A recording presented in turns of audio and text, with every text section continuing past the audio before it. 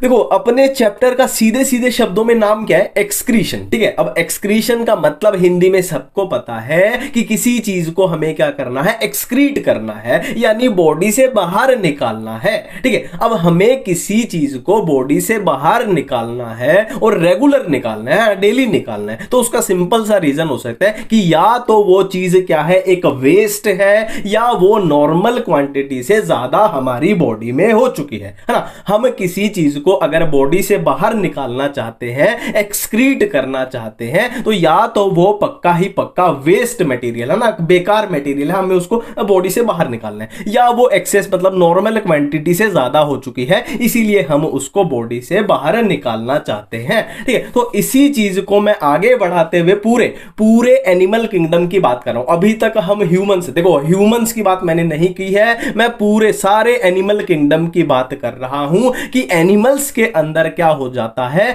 कुछ कुछ चीजें एक्यूमुलेट हो जाती हैं, जैसे कि अमोनिया एक्यूमुलेट हो गई, यूरिया हो गई, यूरिक एसिड हो गया, कार्बन डाइऑक्साइड हो गया, वाटर हो गया, आयंस हो गया। ठीक है, अभी देखो अभी मैंने बात की थी कि या तो वेस्ट होगा या एक्सेस होगा। ठीक है, अब जो ये ammonia, urea and uric acid है, ये अपना होता है क्या, नाइट्रोजिनस वेस्ट। ये अपना होता है नाइट्रोजिनस वेस्ट, मतलब वेस्ट को तो अपने को बाहर निकालना ही निकालना है। ठीक है, अब कार्बन डाइऑक्साइड भी अपने लिए तो क्या है, वेस्ट ही है, तो इसको भी बाहर निकालना है, ये भी एक तरीके का वेस्ट है, इसको भी बॉडी से बाहर निकालना है। ठीक है, और क्या है, वाटर है, आयंस है। ठीक है, अब आपको एक क्वेश्चन बोलना चाहिए कि यार पानी तो हमारे लिए बहुत जरूरी है, ये तो वेस्ट नहीं है, और आयंस भी हमारे लिए वेस्ट नहीं है, ये भी बहुत जरूरी है। तो सिंपल सी बात है, इनका हम एक्सक्रीशन तभी करेंगे जब ये नॉर्मल क्वांटिटी से ज्यादा हो जाए, एक्सेस में हो जाए। ठीक है, तो अपने को पूरा पैटर्न समझ में आ रहा है। ठीक है, तो बेसिकली हम इस चैप्टर का मुद्दा क्या होता है कि नाइट्रोजिनस वेस्ट को कैसे बाहर निकालना है।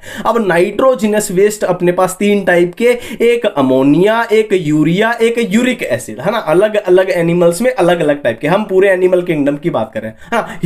ह्यूमंस में जैसे यूरिया होता है ना, एक्वाटिक एनिमल्स में क्या है, अमोनिया हो जाएगा, है ना, किसी में इंसेक्ट में यूरिक एसिड हो जाएगा। तो अलग अलग एनिमल्स में अलग अलग होते हैं ना, ये बाद में हम बात करेंगे डिटेल में, अटेंशन मत लो। ठीक है, तो हमने क्या बात की यहां पे, देखो हमने क्या बात की कि नाइट्रोजिनस वेस्ट अपने पास तीन टाइप के हैं, एक अमोनिया, एक यूरिया और एक यूरिक एसिड है। ठीक है, अब ऐसे एनिमल्स जो अमोनिया को एक्सक्रीट करेंगे, उनको हम बोल देंगे अमोनोटेलिक, बिल्कुल नाम से जुड़ा, अमोनोटेलिक। और दूसरी तरफ ऐसे एनिमल जो यूरिया को एक्सक्रीट करेंगे, वो हो जाएंगे यूरियोटेलिक। और ऐसे एनिमल जो यूरिक एसिड को एक्सक्रीट करेंगे, वो हो जाएंगे यूरिकोटेलिक। बिल्कुल नाम से ही क्लियर हो रही है।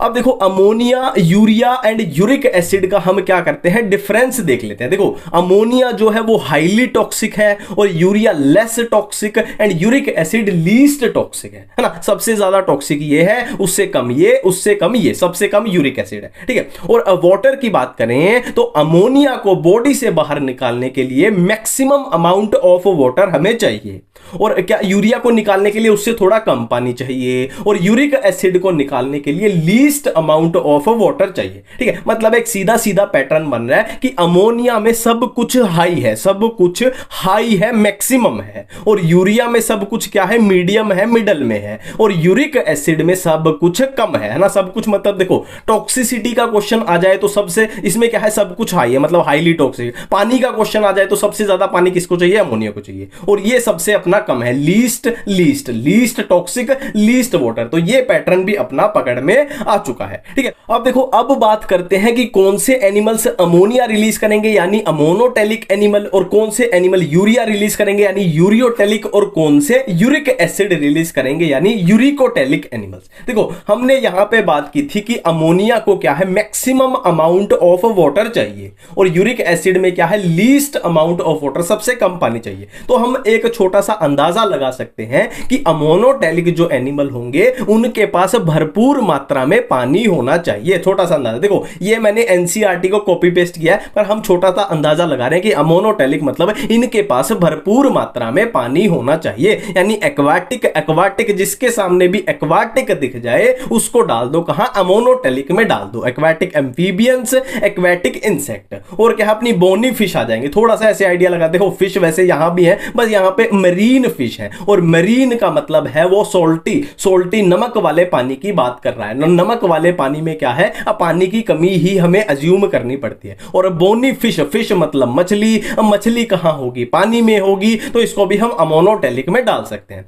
और यूरियोटेलिक में बात करें तो इसमें आ जाएंगे मैमल्स, आ जाएंगे मरीन फिश आ जाएंगी, और टेरेस्ट्रियल एम्फीबियंस आ जाएंगे। देखो मरीन फिश के पास पानी तो है बट नमक वाला पानी है, तो मिडल कंडीशन में मान लेते हैं। देखो M फॉर मिडल, देखो यूरियोटेलिक क्या है, मिडल वाली कंडीशन है। M for middle, M for mammals, M for marine fish, है ना। और एम्फीबियंस की बात करें तो एक्वाटिक एम्फीबियन आगे अपने अमोनोटेलिक में, एक्वाटिक मतलब पानी इनके पास भरपूर मात्रा में है, और जमीन वाले टेरेस्ट्रियल एम्फीबियंस जो हो जाएंगे वो अपने यूरियोटेलिक हो जाएंगे। और यूरिकोटेलिक में याद करना reptiles, birds, insect and snails. देखो बर्ड्स और इंसेक्ट अगर किसी ने देखा भी हो तो इनका जो वेस्ट होता है उसमें पानी बिल्कुल नहीं होता, बहुत वो एक्सक्रीटरी वेस्ट होता है, बहुत सूखा सा होता है ना। तो ये थोड़ा कॉमन लॉजिक लगा लेना, रेप्टाइल्स, बर्ड्स, इंसेक्ट, स्नेल्स, ठीक है। अब यहां पे आगे बात आएगी, देखो अब हमें बेसिकली पढ़ना क्या है, देखो मैमल्स के अंदर ही क्या आएंगे, अपने ह्यूमंस आएंगे। तो हमें पढ़ना क्या है इस चैप्टर में, ह्यूमन फिजियो पढ़ रहे थे, ह्यूमन एक्सक्रीटरी सिस्टम पढ़ना है ना। और ये बातें हम अगर करें कि प्लेटीहेल्मिंथीज में कैसे एक्सक्रीटरी ऑर्गन होंगे और ये मोलस्का में कैसे होंगे, ये मैं बिल्कुल लास्ट में बताऊंगा, क्योंकि बोरिंग सी बातें याद करने वाली बातें हैं, ये इस चैप्टर के लास्ट में बताऊंगा।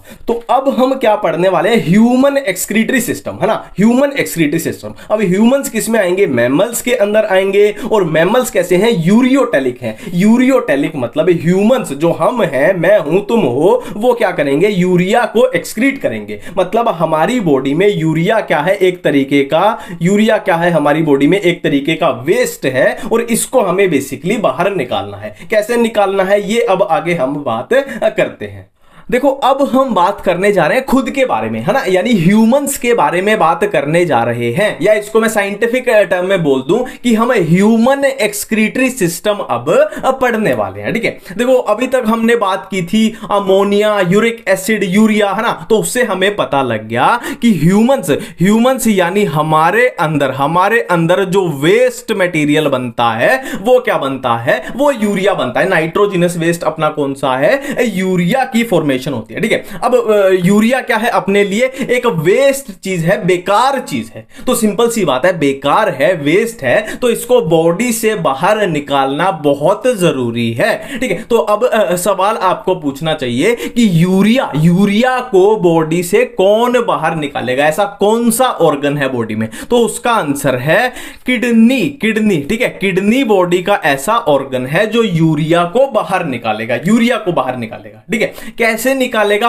उसकी बात अब कर लेते हैं। देखो किडनी की तरफ आई एक ब्लड वेसल, किडनी की तरफ ब्लड लेके आ रही है एक ब्लड वेसल। देखो यार बात सिंपल सी है, ये बात तो हमने कर ली कि किडनी यूरिया को बाहर निकालेगी, पर सिंपल सी बात है यार, यूरिया को पहले किडनी तक पहुंचना तो पड़ेगा, है ना, तभी तो बाहर निकाल पाएगी बेचारी, है ना। तो हम क्या करते हैं कि जो ब्लड वेसल किडनी की तरफ आ रही है ब्लड लेके, उसमें क्या करते हैं, यूरिया को पटक देते हैं, उसमें हम यूरिया को पटक देते हैं, ठीक है। अब क्या है, ये ब्लड वेसल यहां ब्लड लेके आई, मतलब ब्लड के साथ बह बह के क्या यूरिया भी किडनी पे पहुंच गया। अब इस यूरिया को क्या है, ये किडनी बॉडी से बाहर निकाल देगी, किसके थ्रू बनाती है, यूरिन की फॉर्मेशन की तरह ना। यूरिन में क्या है, अपना वाटर भी होता है, तो वाटर का एक तरीके से लगो कि हम उस पानी में इस यूरिया को डाल के एक तरीके से पानी के बहाव के थ्रू इसको बाहर निकाल देंगे, ठीक है। ये यूरिया अपना यूरिन के थ्रू बाहर वेस्ट निकल चुका है, ठीक है। बट यहां पे अब ये ब्लड वेसल थी, तो इसमें ब्लड भी तो था, है ना, ऑक्सीजनेटेड ब्लड था, और भी तो था, आरबीसी भी थी, प्लेटलेट भी थी, प्लाज्मा भी थी, प्रोटीन्स भी थे, वो यहां पे हमने नहीं निकाले, यहां पे हमने सिर्फ वेस्ट प्रोडक्ट निकाला है, ठीक है। अब बाकी का जो ब्लड है, बाकी का जो भी बचा वेस्ट निकालने के बाद उसको यहां से ये ब्लड वेसल फिर वापस ले जाएगी, है ना। अब सिंपल सी बात है, देखो किडनी के लिए मैंने बोला था हेपेटिक हेपेटिक वर्ड होता है लीवर के लिए, गैस्ट्रिक वर्ड होता है स्टमक के लिए, और किडनी जहां आ जाए उसके लिए वर्ड यूज होगा क्या, रीनल वर्ड यूज होगा। और किडनी की तरफ जो ब्लड वेसल आ रही है वो क्या हो जाएगी, फिर अपनी रीनल आर्टरी हो जाएगी। और ये क्या हो जाएगी, देखो किडनी से रिलेटेड है मतलब रीनल है ना। और कैसी है, अपनी वेन है। देखो आर्टरी और वेन को समझते हैं, सिंपल है। देखो कोई भी ऑर्गन है बॉडी का, उसको क्या चाहिए, ऑक्सीजनेटेड ब्लड चाहिए। तो आर्टरी क्या है, ऑक्सीजनेटेड ब्लड इसकी तरफ ला रही है। अब ये किडनी क्या है, उस ऑक्सीजन को यूज कर लेगी और यहां से जो ब्लड जाएगा वो डीऑक्सीजनेटेड जाएगा, है ना। और ऑक्सीजनेटेड ब्लड किसमें होता है, नॉर्मली आर्टरी में होता है, और डीऑक्सीजनेटेड वेन में होता है, ठीक है। तो इतनी बातें बिल्कुल क्लियर हो रही है कि रीनल आर्टरी ऑक्सीजनेटेड ब्लड लेके आ रही थी, तो हमने इस चीज का फायदा उठा लिया। इसमें हमने अपना वेस्ट प्रोडक्ट डाल दिया, यूरिया। अब यूरिया किडनी के पास पहुंच गया और किडनी ने यूरिया को धक्के मार के बॉडी से बाहर निकाल दिया, किसकी फॉर्मेशन के थ्रू, यूरिन की फॉर्मेशन करके, ठीक है। और जो डीऑक्सीजनेटेड ब्लड था वो रीनल वेन के थ्रू अपना आगे चला गया। सिंपल सी बातें इतनी समझ में आती है, ठीक है। अब किडनी के अगर फंक्शन की बात करें तो पहला फंक्शन तो यही होगा कि यूरिया को रिमूव किया, वेस्ट प्रोडक्ट को रिमूव किया, ठीक है। बट इसके और भी कुछ इंपॉर्टेंट फंक्शन है ना, जो नॉर्मल तरीके से हो जाएंगे। फॉर एग्जांपल वाटर ही ले लेते हैं, देखो नॉर्मली मान लो मेरे को 5 गिलास नॉर्मली पानी पीना चाहिए, बट मैंने आज क्या किया, 20 गिलास पानी पी लिया, ठीक है। तो सीधी बात है, इतना ज्यादा पानी पीऊंगा तो बॉडी को नुकसान होगा। तो क्या होगा, मेरे को देखो नेचुरल सी बात है, बिल्कुल फील करके हम बहुत ज्यादा पानी पी लेंगे तो यूरिन की जो फ्रीक्वेंसी है, जो अमाउंट है, जो क्वांटिटी है, वो ऑटोमेटिकली बढ़ जाएगी, क्योंकि किडनी क्या करेगी, फिर ज्यादा पानी को बाहर निकालेगी, क्योंकि वाटर का नॉर्मल जो लेवल है उसको मेंटेन करना है, ठीक है। और अगर दूसरा सोच के देखो, अगर हम पूरा दिन पानी ना पिए तो यूरिन की क्वांटिटी भी घट जाएगी और उसकी फ्रीक्वेंसी भी घट जाएगी, है ना, क्योंकि बॉडी को पानी बचा के रखना है। ये सब कौन मेंटेन कर रहा है, किडनी मेंटेन कर रही है। और इसका ऐसे ही एग्जांपल लेते हैं, मान लो सोडियम आयन है या मान लो कैल्शियम आयन है, इनकी बॉडी में क्या है, कमी हो गई, तो किडनी क्या करेगी, इनको यूरिन में जो ये निकल रहे हैं उनको निकलने नहीं देगी ना, उनको यहां पे क्या है, उनका अब्जॉर्प्शन बढ़ा देगी और उनको ब्लड में ही रखेगी, है ना। दूसरा इमेजिन कर लो, अगर सोडियम हमारे अंदर बहुत ज्यादा हो जाए क्या है, तो किडनी इसको ऑटोमेटिकली बाहर निकालने लग जाएगी, बॉडी से बाहर निकालने लग जाएगी ना। तो ऐसे किडनी बहुत सारी चीजें मेंटेन करती है, वाटर को, इलेक्ट्रोलाइट्स को, सोल्ट्स को और यूरिया को तो वो निकालती ही है, ठीक है। अब हम बात करने जा रहे हैं किसके, human excretory system. Human excretory system कैसा कैसा दिखता है, उसमें क्या क्या होता है, कंपोनेंट्स कैसे कैसे हैं और वो काम कैसे करता है, इस पे हम बात करने अब जा रहे हैं। अब देखो, अब मैं बनाने जा रहा हूं यहां पे ह्यूमन एक्सक्रीटरी सिस्टम, ठीक है। डायग्राम को उल्टा सीधा थोड़ा संभाल लेना, पर चीजें सारी बिल्कुल आसान कर दूंगा, समझा दूंगा, ठीक है। देखो ह्यूमन एक्सक्रीटरी सिस्टम मैं बनाने जा रहा हूं, तो ह्यूमन एक्सक्रीटरी सिस्टम में हमारे पास क्या होता है, हमारे पास दो किडनी प्रेजेंट होती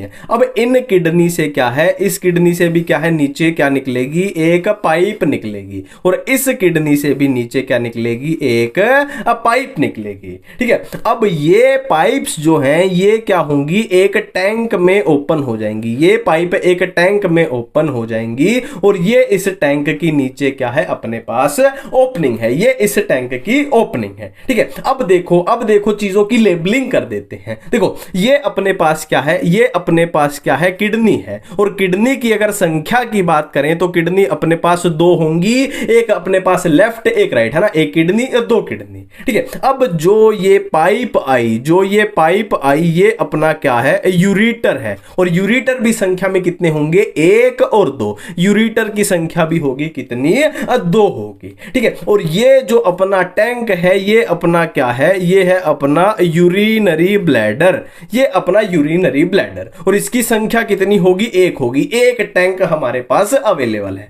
और इस टैंक की नीचे जो ये ओपनिंग है इसको हम बोल देंगे क्या, यूरिथ्रा बोल देंगे, और यूरिथ्रा की भी संख्या कितनी है, 1 होती है, ठीक है। अब यहां पे चीजों पे ध्यान दो, हमने क्या पढ़ना है, हमें पढ़ना है क्या, ह्यूमन एक्सक्रीटरी सिस्टम। तो एनसीईआरटी में साफ साफ लिखा हुआ है कि ह्यूमन एक्सक्रीटरी सिस्टम क्या होता है कि 2 kidney plus 2 ureter plus 1 urinary bladder plus 1 urethra, इन्हीं को मिला के हम क्या बोल रहे हैं, हैं ह्यूमन एक्सक्रीटरी सिस्टम बोल रहे हैं, ठीक है। अब देखो किडनी के बारे में, अब देखो ये अपनी क्या है, किडनी है, ये अपनी है किडनी, ठीक है। अब देखो किडनी के बारे में एनसीईआरटी में बहुत सारी बातें दी हुई हैं, ठीक है, उसके बारे में हम देख लेते हैं। देखो पहले किडनी के बारे में जो उसकी मेजरमेंट है, याद करने वाली चीजें वो देख लेते हैं। देखो किडनी का, एक किडनी का वेट एनसीईआरटी में दिया हुआ है कितना होता है, 120 से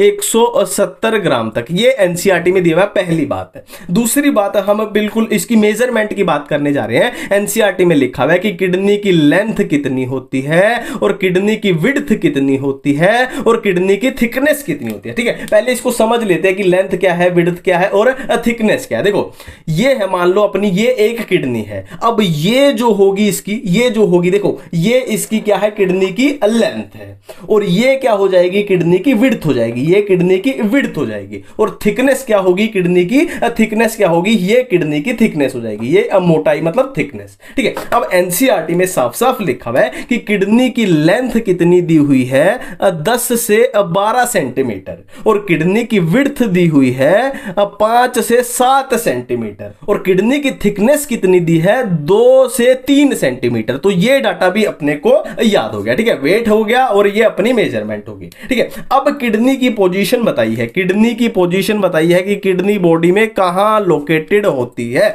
तो किडनी का लेवल बताया गया है, कहां होती है कि last thoracic to third lumbar, last thoracic to third lumbar. इसकी सिंपल सी ट्रिक बताता हूं, LT है ना, LT लास्ट थोरेसिक टू क्या है अपना थर्ड लंबर, ये किडनी का लेवल है बॉडी में, ठीक है। और क्या किडनी के बारे में बताया गया है कि किडनी कहां, डोर्सल साइड पे होती है ना, और क्या बताया, किडनी डोर्सल साइड पे होती है, प्लस कहां पे लोकेटेड होती है, अबडोमिनल कैविटी में, अबडोमिनल कैविटी में। इसका मतलब समझते हैं। देखो मान लो कोई इंसान है, अब इंसान मान लो ये पहला केस है कि हमारी तरफ मुंह करके खड़ा है, ये हमारी तरफ मुंह करके खड़ा है, और दूसरा केस है यही सेम इंसान हमारी तरफ अपनी कमर करके, अपनी पीठ करके खड़ा है ना। तो ये जो इंसान की फेस वाली साइड है ना, ये कौन सी होती है, वेंट्रल साइड होती है ना, और पीठ वाली, कमर वाली साइड क्या होती है, अपनी डोर्सल साइड होती है। तो किडनी कहां होगी, अपनी डोर्सल साइड यानी कमर वाली साइड पे पाई जाएगी, कमर वाली है ना, डोर्सल साइड पे पाई जाएगी, ये पॉइंट बिल्कुल क्लियर है। और अबडोमिनल कैविटी की बात करें तो सिंपल सी बात है, देखो ये अपना क्या है, चेस्ट वाला रीजन है, तो चेस्ट वाला रीजन होता है अपना थोरेक्स रीजन, और ये जो अपना रीजन होता है, ये जो रीजन, ये क्या होता है अपना अबडोमिनल रीजन होता है। तो अबडोमिनल रीजन में किडनी होती है, ये कोई खास बात नहीं है, सबको पता है ये बात है ना, बिल्कुल एक एक पॉइंट यहां पे क्लियर हो रहा है, ठीक है। अब यहां पे इंपॉर्टेंट बातें कर लेते हैं। देखो किडनी में यहां पे आपको ये एक नोच दिखाई देगी, है ना, और इस किडनी की नोच को क्या बोलते हैं, हम हाइलम बोलते हैं। देखो सिंपल सी बात है, जो इस किडनी में होगा वो इसी में भी होगा ना, डबल लेबलिंग नहीं करूंगा मैं, है ना। तो यहां पे ये क्या है, हाइलम है, और हाइलम को अगर आप दरवाजा यानी डोर से याद रखो तो बहुत अच्छी बात रहेगी, क्योंकि हाइलम ही वो जगह है जहां से क्या है, जो भी चीजें एंटर ले ली, मान लो यूरिटर एंट्री ले रहा है, या ब्लड वेसल यहां से एंट्री लेंगी, या नर्व से एंट्री लेंगी, तो ये एक तरीके का दरवाजा है ना, हाइलम से सब कुछ किडनी में एंट्री लेता है। अब देखो किडनी के अंदर की बातें हम अलग से समझते हैं ना, वहां पे क्या है, खिचड़ी बन जाती। तो एक किडनी मैं यहां पे अपनी बना लेता हूं, मैं यहां पे एक किडनी अपनी बना लेता हूं, ये मैंने अपनी किडनी बना ली, ठीक है। अब देखो सिंपल सी बात है ना, वो यहां पे क्या हो रहा था, अपनी यहां से क्या जाएगी, अपनी यूरिटर जाएगी, ये अपनी क्या है, यूरिटर जाएगी, है ना, इधर दूसरी भी किडनी होगी, सिंपल सी बात है। अब देखो हमने क्या बात की थी कि यहां पे किडनी, यहां पे क्या है, किडनी में एक नोच प्रेजेंट है, और इस नोच को मैंने क्या बोला था, हाइलम बोला था। और हाइलम को कैसे याद रखना है, as a door, as a दरवाजा याद रखना है, कि किडनी के अंदर जो भी चीजें एंट्री लेंगी, चाहे वो यूरिटर है, चाहे ब्लड वेसल है, चाहे नर्व्स है, किसके थ्रू, हाइलम के थ्रू यहां एंट्री ले रही हैं। हाइलम एनसीईआरटी में लिखा हुआ है क्या है, एक नोच है, ठीक है। अब बातें करने जा रहे हैं हम, किडनी के अंदर की बातें करने जा रहे हैं, ठीक है। अब देखो किडनी के अंदर जब हम गए तो हमें क्या मिला, एक फनल शेप, यहां पे अपने को स्पेस मिलता है। और किडनी के अंदर जब हम गए तो हमें क्या मिला, एक फनल शेप क्या मिला, हमें स्पेस मिला, और इस फनल शेप स्पेस को हम क्या बोल देते हैं, पेल्विस बोल देते हैं। इसको हमने बोल दिया क्या, पेल्विस बोल दिया, रीनल पेल्विस है ना, रीनल मतलब किडनी, पेल्विस मतलब पेल्विस, ठीक है। अब देखो देखो ये जो पेल्विस है अपना, ये आगे प्रोजेक्ट हो जाता है, ये आगे ऐसे प्रोजेक्ट हो रहा है, ये आगे ऐसे प्रोजेक्ट हो रहा है, ये आगे ऐसे प्रोजेक्ट हो रहा है, ठीक है। तो ये जो अपना रीनल पेल्विस है, ये आगे जिसमें प्रोजेक्ट हुआ, इनको हमने क्या बोल दिया, इनको हमने बोल दिया मेजर कैलिक्स, इनको हमने बोल दिया क्या, मेजर कैलिक्स बोल दिया, ठीक है। अब ये मेजर है तो ये आगे फर्दर ऐसे डिवाइड कर जाएंगे, है ना, ये मेजर है अपना, ये फर्दर डिवाइड कर गया, ये भी ऐसे क्या है अपना फर्दर डिवाइड कर जाएगा, ये भी क्या है अपना फर्दर डिवाइड करा दो, है ना, थोड़ा डिवीजन करा देते हैं, ये भी इसकी फर्दर डिवीजन करा दो, ठीक है। तो ये मेजर था, तो जाहिर सी बात है ये क्या हो जाएंगे अपने आगे जो फर्दर डिवाइड किए छोटे छोटे, ये हो जाएंगे अपने माइनर कैलिक्स, ये हो जाएंगे अपने माइनर, है ना, ये मेजर और ये माइनर कैलिक्स, बिल्कुल समझ रहे हो, हाइलम फिर पेल्विस फिर मेजर कैलिक्स और ये क्या है अपने अपने आगे माइनर कैलिक्स, ठीक है। अब कैलिक्स से आगे, कैलिक्स से आगे ये आगे किसमें प्रोजेक्ट हो जाएंगे, अपने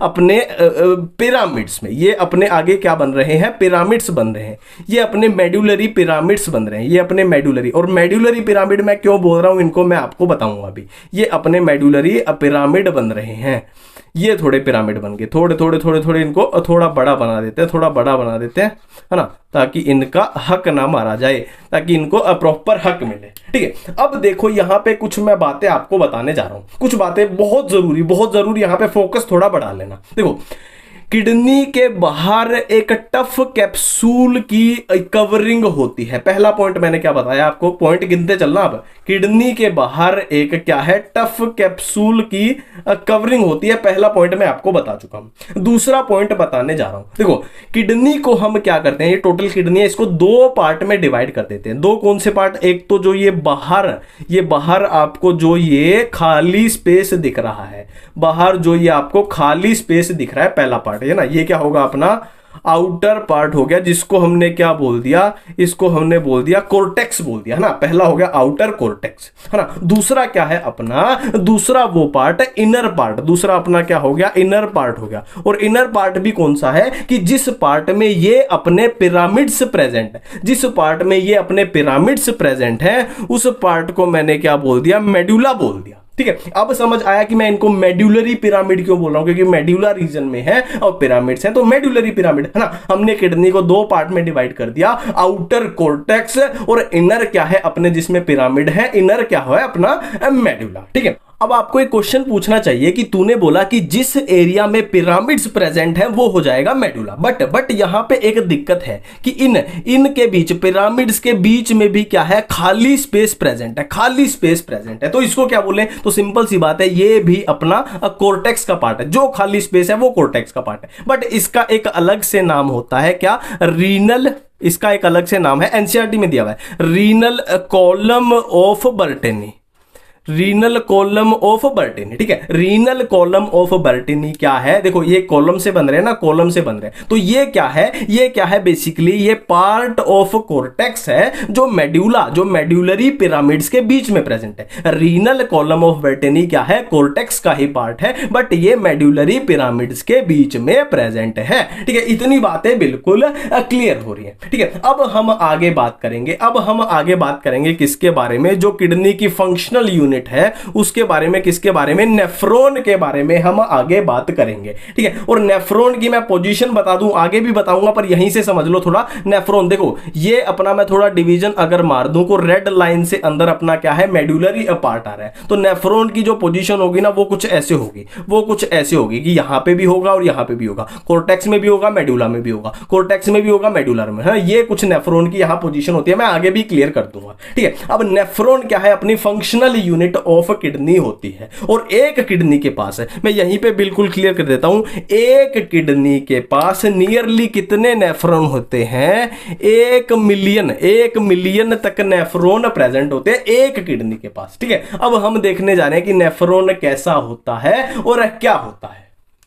अब देखो मैं आपके सामने नेफ्रॉन बनाने जा रहा हूं, ठीक है। एक एक बात पे पूरा फोकस करेंगे, ध्यान देंगे, ठीक है। देखो हमारे पास यहां पे क्या है, एक कैप्सूल प्रेजेंट है, यहां पे क्या है, अपने पास एक कैप्सूल जैसी स्ट्रक्चर प्रेजेंट है, ठीक है, बिल्कुल ठीक है। और इस कैप्सूल जैसी स्ट्रक्चर को मैंने क्या बोल दिया, इसको मैंने बोल दिया बोमन्स कैप्सूल, इसको मैंने बोल दिया क्या, बोमन्स कैप्सूल इसको बोल दिया, ठीक है। अब इस कैप्सूल से आगे जब हम बढ़ते हैं तो हमें क्या मिली, एक कोइल्ड स्ट्रक्चर मिली, एक हाईली कोइल्ड, एनसीईआरटी की लाइन बोलने जा रहा हूं मैं, हाईली कोइल्ड स्ट्रक्चर मिली। और इसको हमने क्या बोल दिया, इसको बोल दिया हमने पीसीटी, यानी proximal convoluted tubule, proximal convoluted tubule. अब पीसीटी से आगे जब हम गए, देखो ये अपना क्या चल रहा है, एक तरीके से एक ट्यूब्यूल चल रहा है, एक पाइपलाइन चल रही है, ठीक है। अब इससे आगे जब हम गए तो हमें क्या मिला, एक लूप जैसी स्ट्रक्चर मिली, हमें क्या मिली, एक लूप जैसी स्ट्रक्चर मिली, ठीक है। और इस लूप जैसी स्ट्रक्चर को हमने क्या बोल दिया, लूप ऑफ हेनले बोल दिया,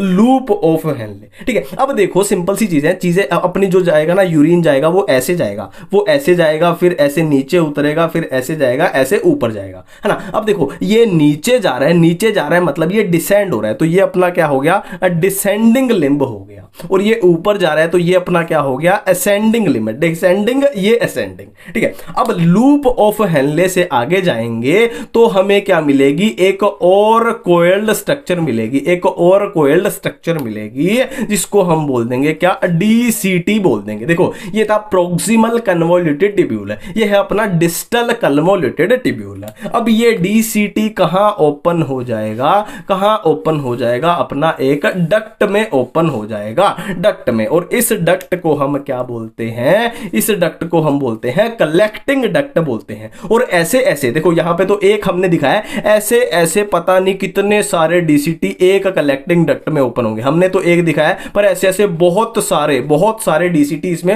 ओपन हो रहे हैं, मतलब बहुत सारे नेफ्रॉन के। तो इतनी बातें क्लियर है, ठीक है। अभी तक हमने क्या किया है, देखो नेफ्रॉन के ना दो पार्ट होते हैं, दो पार्ट है। अभी तक हमने क्या किया है, नेफ्रॉन का एक पार्ट ड्रॉ किया है, कौन सा, ट्यूब्यूल वाला, कौन सा पार्ट, ट्यूब्यूल वाला ड्रॉ किया है। अब दूसरा पार्ट मैं बता रहा हूं, कैपिलरी वाला पार्ट। देखो बेसिकली करना क्या है, हमें यहां पे ब्लड को फिल्टर करना है, हमें यहां पे क्या करना है, ब्लड को फिल्टर करना है। तो ब्लड को फिल्टर करने के लिए जाहिर सी बात है यहां पे क्या है, एक ब्लड वेसल को, ब्लड कैपिलरी को आना पड़ेगा, ठीक है। अब यहां पे ये ब्लड कैपिलरी आई और यहां पे क्या बन जाता है, इन ब्लड कैपिलरी का गुच्छा बन जाता है, ब्लड कैपिलरी का गुच्छा बन जाता है। तो यहां से ब्लड अपना क्या है, फिल्टर हो जाएगा। और जो बाकी का देखो, जो फिल्टर हो गया वो तो यहां से चला जाएगा, और जो फिल्टर नहीं हुआ, जो ब्लड में रह गया, वो अपना वापस चला जाएगा। देखो यहां से आया और यहां से वापस चला गया, ठीक है। अब जो आता है, अब जो कैपिलरी ब्लड लेके आई उसको हमने बोल दिया अफरेंट आर्टरियोल, है ना। देखो क्या, अफरेंट आर्टरियोल। और जो लेके गई उसको हमने बोल दिया इफरेंट आर्टरियोल, इफरेंट। देखो इसको ऐसे याद रखना, A4 आता है, A4 आता है मतलब क्या है, ये अपना अफरेंट है ना। और ये इफरेंट है, ये अपना है इफरेंट है, ठीक है। अब ये जो गुच्छा बना है कैपिलरी का, इसको हम क्या बोलते हैं, इसको हम बोलते हैं ग्लोमेरुलस, इसको हम बोलते हैं क्या, ग्लोमेरुलस बोलते हैं, ठीक है। अब देखो यहां पे मैं कुछ चीजें आपको जरूरी बताने जा रहा हूं। अपना देखो ये क्या था, अपना ब्लैक कलर वाला क्या है, अपना पूरा ट्यूब्यूल है, ये ब्लैक कलर वाला क्या है, ट्यूब्यूल है, और ये अपना ग्लोमेरुलस है। तो अगर नेफ्रॉन की बात करें, एनसीईआरटी की लाइन में बोलने जा रहा हूं, तो नेफ्रॉन की बात करें तो नेफ्रॉन दो चीजों से मिलके बनता है, एक ग्लोमेरुलस, एक ट्यूब्यूल, एक ग्लोमेरुलस, एक ट्यूब्यूल। मतलब पूरे नेफ्रॉन की बात करें तो ग्लोमेरुलस ये रहा और ट्यूब्यूल अपना ये ब्लैक वाला ट्यूब्यूल पूरा हो जाएगा। तो ये अपना पूरा नेफ्रॉन है ना। ग्लोमेरुलस समझ में आ रहा है, बोमन कैप्सूल समझ में आ रहा है, पीसीटी समझ में आ रहा है, लूप ऑफ हेनले समझ में आ रहा है, डीसीटी समझ में आ रहा है, कलेक्टिंग डक्ट अपने को समझ आ रहा है ना। और यहां से जो आर्टरियोल आया वो क्या है, अफरेंट आर्टरियोल, और जो वापस चला गया वो क्या है, इफरेंट आर्टरियोल। और ये क्या बना, कैपिलरी का गुच्छा, जिसको बोला ग्लोमेरुलस, ठीक है। अब एक और बात मैं आपको बोलने जा रहा हूं, आपको वर्ड दिखाई देगा क्या, माल्फिजियन बॉडी। देखो मैं लिख लेता हूं, यहां पे आपको वर्ड दिखाई देगा, एनसीईआरटी में लिखा हुआ है माल्फिजियन बॉडी, या इसी को बोल देते हैं हम रीनल कॉर्पस्कल। रीनल राइटिंग को थोड़ा संभाल लिया करो, रीनल कॉर्पस्कल ये क्या होता है, माल्फिजियन बॉडी या रीनल कॉर्पस्कल। देखो अगर हम ग्लोमेरुलस और बोमन कैप्सूल, मतलब इस चीज की बात करें, खाली ग्लोमेरुलस और बोमन कैप्सूल की बात करें, तो ये अपना क्या होता है, माल्फिजियन बॉडी या रीनल कॉर्पस्कल। देखो ग्लोमेरुलस प्लस पूरा टिब्यूल क्या हो जाएगा, नेफ्रॉन, और ग्लोमेरुलस प्लस बोमन कैप्सूल, खाली इस एरिया की, इस पोर्शन की बात करें तो इसको क्या बोलते हैं हम, मालफिजियन बॉडी या रीनल कॉर्पस्कल। एनसीईआरटी में इसकी बात साफ साफ की गई है, ठीक है। अब एक और मैं आपको बातें बताने जा रहा हूं। देखो ये जो अपना इफरेंट आर्ट्रियोल है ना, देखो ये आर्ट्रियोल है, यहां से कुछ कैपिलरी आएंगी, यहां से कुछ कैपिलरी, एक रफ डायग्राम बता रहा हूं, इफरेंट, एनसीईआरटी में लिखा हुआ है इफरेंट आर्ट्रियोल से यहां कुछ कैपिलरी आएंगी और ऐसे कैपिलरी का नेटवर्क बना देंगी, ऐसे कैपिलरी का नेटवर्क बना देंगी, और इन्हीं कैपिलरी के नेटवर्क से एक कैपिलरी क्या होती है, लूप ऑफ हेनले के एक तरीके से पैरेलल होती है, ऐसे यू शेप, ऐसे होती है यू शेप। इसको मैं अलग कलर से दिखा देता हूं, ठीक है। मेरी बात ध्यान दो, इफरेंट आर्ट्रियोल, इफरेंट आर्ट्रियोल से क्या निकली, कैपिलरी निकली, और यहां एक तरीके से लूप ऑफ हेनले के अराउंड क्या है, कैपिलरी का नेटवर्क बन गया, और इसी कैपिलरी के नेटवर्क से एक कैपिलरी क्या है, लूप ऑफ हेनले के क्या है, एक तरीके से पैरेलल चल रही है, यू शेप चल रही है, ठीक है। अब देखो मैं बातें बोलने जा रहा हूं, जो ये पूरा कैपिलरी का नेटवर्क बना है ना, मेरी बातें ध्यान देना, जो ये पूरा कैपिलरी का नेटवर्क बना, इस नेटवर्क को हम बोल देते हैं पेरी ट्यूबुलर नेटवर्क, ठीक है। मेरी बातों पे ध्यान दो, पेरी ट्यूबुलर नेटवर्क किसने बनाया है, इफरेंट आर्ट्रियोल ने बनाया है, ठीक है। अब पेरी ट्यूबुलर नेटवर्क की ही एक कैपिलरी, मेरी बातों मैं फिर से बोल रहा हूं, बार बार मेरी बातों को पकड़ा करो थोड़ा, इफरेंट आर्ट्रियोल ने बनाया पेरी ट्यूबुलर कैपिलरी का नेटवर्क। अब पेरी ट्यूबुलर नेटवर्क की ही एक कैपिलरी जिसका नाम है क्या, वासा रेक्टा, जिसका नाम है वैसा रेक्टा, वो क्या है, वो ये ब्लू कलर वाली है, ये ब्लू कलर वाली जो लूप ऑफ हेनले के एक तरीके से ऐसे यू शेप है और इसके पूरे क्या है, पैरेलल जा रही है। फिर से एक बार मैं इसको बार बार करूंगा, इसको एक बार लास्ट बार कर लेते हैं, जाना हुआ था ना, स्किप मत करना। देखो इफरेंट आर्ट्रियोल से ही क्या बना, कैपिलरी का नेटवर्क बना, जिसको बोला पेरी ट्यूबुलर कैपिलरीज का नेटवर्क। अब पेरी ट्यूबुलर देखो ये पूरा दिख रहा है रेड कलर वाला, ये वाला है ना। अब इसी कैपिलरी के नेटवर्क में जो एक कैपिलरी है वो लूप ऑफ हेनले के पूरा बिल्कुल साथ साथ चल रही है ना, जैसे जैसे ये बिल्कुल यू शेप है, लूप ऑफ हेनले अपना क्या है, यू शेप है, तो ये भी बिल्कुल इसके साथ साथ चल रही है, और इसको हम क्या बोलते हैं, वासा रेक्टा बोलते हैं। ये अपनी क्या है, वासा रेक्टा है, और इसका बहुत काम आने वाला है, इसीलिए मैं बार बार बता रहा हूं, काउंटर करंट मैकेनिज्म में इसका बहुत काम आएगा, ठीक है। तो ये अपना नेफ्रॉन हो चुका है। अब हम आगे बात करते हैं। अब देखो हमने अपने नेफ्रॉन की बात कर ली, ठीक है। अब हम बात करते हैं कि नेफ्रॉन की पोजीशन, लोकेशन कहां होती है, ठीक है। देखो हमने किडनी में बात की थी कि अपने पास दो रीजन होते हैं, मान लो ये अपना आउटर रीजन है और ये अपना इनर रीजन है। तो आउटर रीजन को हमने क्या नाम दिया था, आउटर रीजन को हमने नाम दिया था क्या, कॉर्टेक्स नाम दिया था, और इनर रीजन को हमने नाम दिया था क्या, मेड्यूला नाम दिया था। ये अपना आउटर रीजन है, ये अपना इनर रीजन है, ठीक है। अब मैं यहां पे दो टाइप के नेफ्रॉन आपको बना के दिखा रहा हूं। देखो पहले टाइप के नेफ्रॉन में क्या होगा, पहले टाइप के देखो यहां अपनी क्या है, यहां अपनी बोमन कैप्सूल बनेगी, ये अपनी बोमन कैप्सूल, फिर अपना क्या आएगा, अपना पीसीटी आएगा, है ना, फिर अपना क्या आएगा, ये लूप ऑफ हेनले आएगा, ये अपना लूप ऑफ हेनले आएगा, और ये अपनी क्या आ जाएगी, डीसीटी आ जाएगी, और फिर यहां अपनी क्या आ जाएगी, कलेक्टिंग डक्ट आ जाएगी, जो ऐसे अंदर तक जाएगी, पूरा अंदर तक, मेड्यूला में बिल्कुल अंदर तक, जहां तक मेड्यूला खत्म हो जाता है वहां तक जाएगी। ये अपना पहले टाइप का नेफ्रॉन है।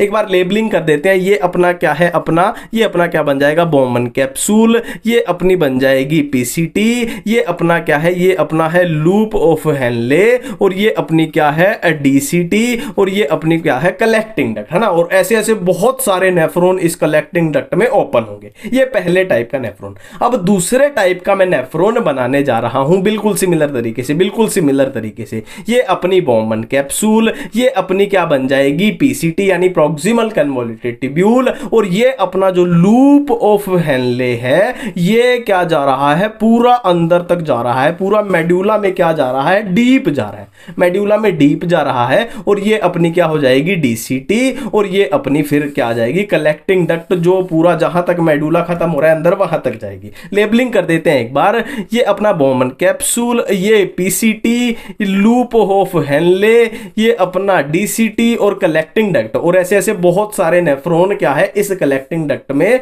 ओपन होंगे। ठीक है, तो हमने दो टाइप के नेफ्रॉन किए। अब इनमें फर्क क्या दिख रहा है? देखो इनमें सिमिलैरिटी क्या है। देखो ये अपना इस लाइन से ऊपर अपना क्या है कोर्टेक्स रीजन है, लाइन से नीचे अपना मेडुला रीजन है ना। मेडुला और कोर्टेक्स क्या होते हैं हम किडनी में देख चुके हैं। अब देखो इनमें सिमिलैरिटी क्या है कि बोमन कैप्सूल, पीसीटी, डीसीटी, और इसमें भी बोमन कैप्सूल, पीसीटी, डीसीटी क्या है अपने कोर्टेक्स रीजन में दिखाई दे रहे हैं, है ना। और क्या है लूप ऑफ हेनले दोनों के क्या है मेडुला रीजन में। तो ये तो कॉमन बात हो गई। अब डिफरेंस क्या है? डिफरेंस क्या है कि इस वाले केस में क्या है लूप ऑफ हेनले क्या है वो थोड़ा सा मेडुला में गया है, बस थोड़ा सा गया है। बट इस वाले में क्या हुआ कि जो ये लूप ऑफ हेनले है ये क्या है बहुत डीप रन्स, क्या लाइन लिखते हैं कि runs deeply into the medulla. ठीक है, तो इस टाइप के नेफ्रॉन को हम क्या बोल देते हैं कोर्टिकल नेफ्रॉन, कोर्टिकल नेफ्रॉन। और इस टाइप के नेफ्रॉन को हम बोल देंगे जक्स्टा मेडुलरी नेफ्रॉन, और ये क्या है अपना कोर्टिकल नेफ्रॉन, है ना। सिंपल सा देखो मेडुलरी नेफ्रॉन मतलब लूप ऑफ हेनले मेडुला में डीप जा रहा है, कोर्टिकल नेफ्रॉन मतलब मेडुला में इसका थोड़ा सा पार्ट है, बाकी मैक्सिमम इसका कोर्टेक्स में ही है, और ये पूरा डीप जा रहा है तो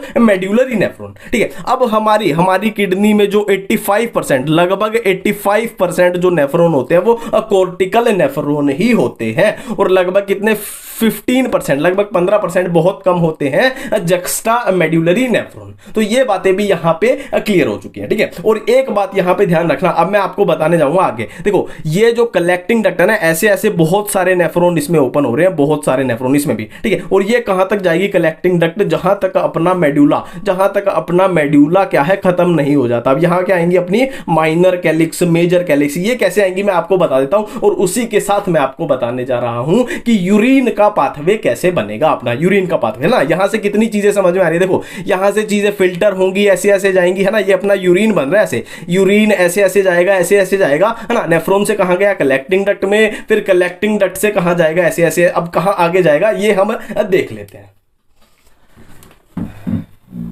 अब देखो अब अपने इसी डायग्राम पे एक बार फिर से आ जाते हैं। देखो हमने अभी क्या बात की कि मान लो ये अपनी क्या है कलेक्टिंग डक्ट है, ये अपनी क्या है कलेक्टिंग डक्ट है, और एक कलेक्टिंग डक्ट में क्या है अपने अब बहुत सारे, ये एक नेफ्रॉन, ये दो नेफ्रॉन, ये तीन नेफ्रॉन, चार नेफ्रॉन, पांच नेफ्रॉन, बहुत सारे नेफ्रॉन क्या है ओपन हो रहे हैं। और कलेक्टिंग डक्ट अपनी कहां जा रही थी अपनी मेडुला के अंदर, यानी मेडुलरी पिरामिड के अंदर। देखो ये अपनी कलेक्टिंग डक्ट है, यहां तक जा रही है मेडुलरी पिरामिड में पूरी, ये अपनी कलेक्टिंग डक्ट है, ये अपनी कलेक्टिंग डक्ट है, ये अपनी कलेक्टिंग डक्ट है ना, कुछ इस तरीके से है। ठीक है, अब देखो अगर आपसे कोई पूछ ले कि यूरिन का पाथवे बताओ, है ना, यूरिन कैसे कैसे जाएगा पाथवे बताओ, तो कितना सिंपल हो गया क्वेश्चन। देखो सबसे पहले देखो ये अपने नेफ्रॉन थे, ये नेफ्रॉन थे, है ना। सबसे पहले फिल्टर कहां होगा नेफ्रॉन में होगा, तो नेफ्रॉन के बाद कहां जाएगा अपने कलेक्टिंग डक्ट में जाएगा। ये अपने देखो ये अपना बाहर क्या था, ये बाहर, और थोड़ा सा अंदर क्या था नेफ्रॉन, फिर नीचे क्या थी अपनी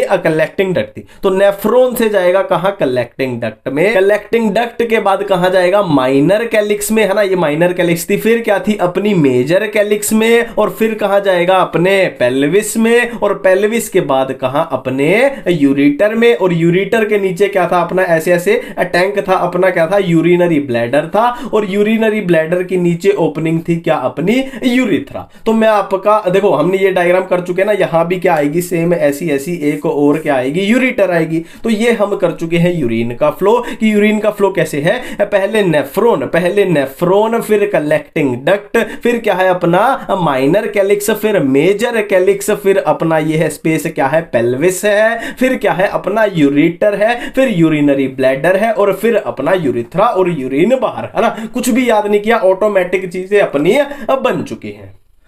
अब नेक्स्ट हम करने जा रहे हैं यूरिन फॉर्मेशन। ठीक है, तो यूरिन फॉर्मेशन में हमें 3 काम करने पड़ेंगे यूरिन को बनाने के लिए। ठीक है, कौन से 3 काम? पहला काम है अल्ट्राफिल्ट्रेशन, फिर है रीअब्जॉर्प्शन, और एक है ट्यूबुलर सिक्रेशन। तो बारी बारी से इनको पढ़ेंगे, पहले इसको पढ़ लेंगे, फिर इसको, फिर इसको। तो पहले हम स्टार्ट करते हैं अपने अल्ट्राफिल्ट्रेशन के साथ।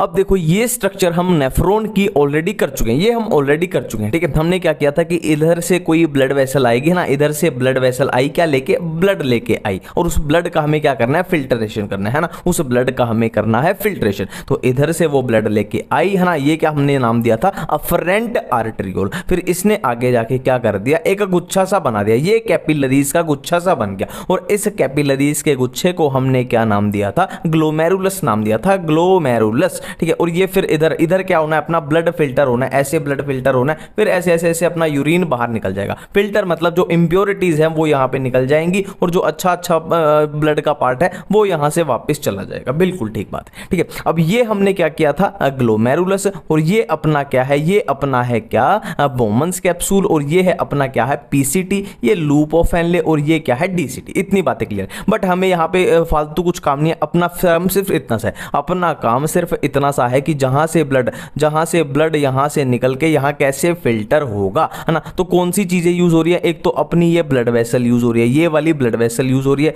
और एक ये बीच में जो भी होगा वो यूज हो रहा है, और क्या यूज हो रहा है, ये बोमन्स कैप्सूल की एपिथेलियम यूज हो रही है, ठीक है। यहां पे ध्यान दो, तीन चीजें यूज हो रही है। एक तो ब्लड वेसल की लाइनिंग यूज हो रही है ना, ब्लड ऐसे फिल्टर होगा ना कि ब्लड वेसल से फिर इस स्पेस में आएगा, और इस स्पेस से फिर इसके अंदर जाएगा। तो एक तो ब्लड वेसल की लाइनिंग यूज हो रही है, एक बीच वाली लाइनिंग यूज हो रही है, और एक बोमन्स कैप्सूल की एपिथेलियम यूज हो रही है, ठीक है। तो बिल्कुल हम समझ चुके हैं, बेसिक आइडिया लिए। और अब क्या होगा, देखो मैंने इसी चीज को यहां पे जूम कर दिया। कौन सी चीज को, इस चीज को मैंने क्या कर दिया है, जूम कर दिया, जूम कर दिया। ये रेड वाली मैंने क्या बना दी, अपनी यहां पे बना दी क्या है, ब्लड वेसल बना दी, और ये बीच वाला स्पेस क्या है, ये अपना क्या है, बेसमेंट मेम्ब्रेन बन जाएगी। और ये जो लेयर है ना एपिथेलियम किसकी, बोमन्स कैप्सूल की, ये मैंने ये ब्लू कलर में बनाई है, ठीक है। ये अपनी क्या है, एंडोथेलियम ऑफ ब्लड वेसल, और बीच में क्या है, बेसमेंट मेम्ब्रेन, और यहां पे क्या थी, एपिथेलियम ऑफ बोमन्स कैप्सूल, ठीक है।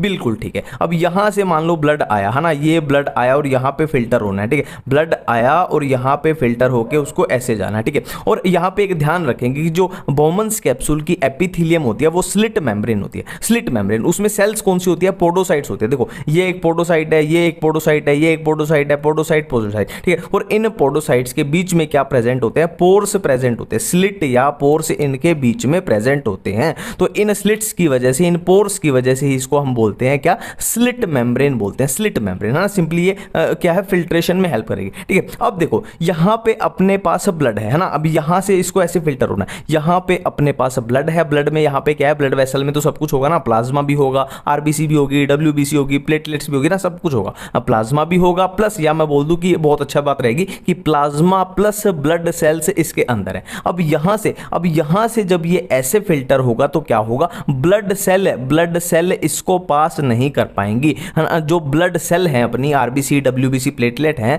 वो एंडोथेलियम ऑफ ब्लड वेसल को पास नहीं कर पाएंगी। मतलब बेसमेंट मेम्ब्रेन में सिर्फ और सिर्फ क्या आएगा, सिर्फ और सिर्फ प्लाज्मा आएगा। इतनी बातें अपने को क्लियर है। अब बेसमेंट मेम्ब्रेन से चीजें कहां जाएंगी, एपिथेलियम ऑफ बोमन्स कैप्सूल की तरफ। तो बेसमेंट मेम्ब्रेन यहां अपने पास किसको रोक लेगी, प्लाज्मा प्रोटीन को रोक लेगी। बेसमेंट मेम्ब्रेन यहां देखो फिल्टर होकर क्या आया, प्लाज्मा आया। अब बेसमेंट मेम्ब्रेन ने किसको रोक लिया, प्लाज्मा प्रोटीन्स को रोक लिया। अब आगे जो जाएगा, आगे जो प्लाज्मा जाएगा उसमें प्लाज्मा प्रोटीन्स नहीं होंगे, उसमें प्लाज्मा प्रोटीन्स नहीं होंगे, ठीक है। अब बारी आती है इससे फिल्टर होगी, अब इससे फिल्टर होगी और फिर अंदर जाएगी पूरे टिब्यूल में। अब ये किसको रोकेगा, एपिथेलियम ऑफ बोमन्स कैप्सूल किसको रोकती है, बाकी के जितने भी प्रोटीन अब बचे प्लाज्मा में ये उनको रोक लेगी, बाकी के जितने भी प्रोटीन बचे ये उनको रोक लेगी, है ना। और जो बाहर निकलेगा, जो यहां पे फिल्टर हो गया उसको हम क्या बोल देंगे, उसको हम बोल देंगे फिल्ट्रेट, है ना, फिल्ट्रेट। और फिल्ट्रेट में क्या होगा, प्लाज्मा माइनस प्रोटीन, मतलब ऐसा प्लाज्मा जिसमें एक भी प्रोटीन ना हो, है ना। इसको हम थोड़ा सा फिर से रिवाइज कर देते हैं। देखो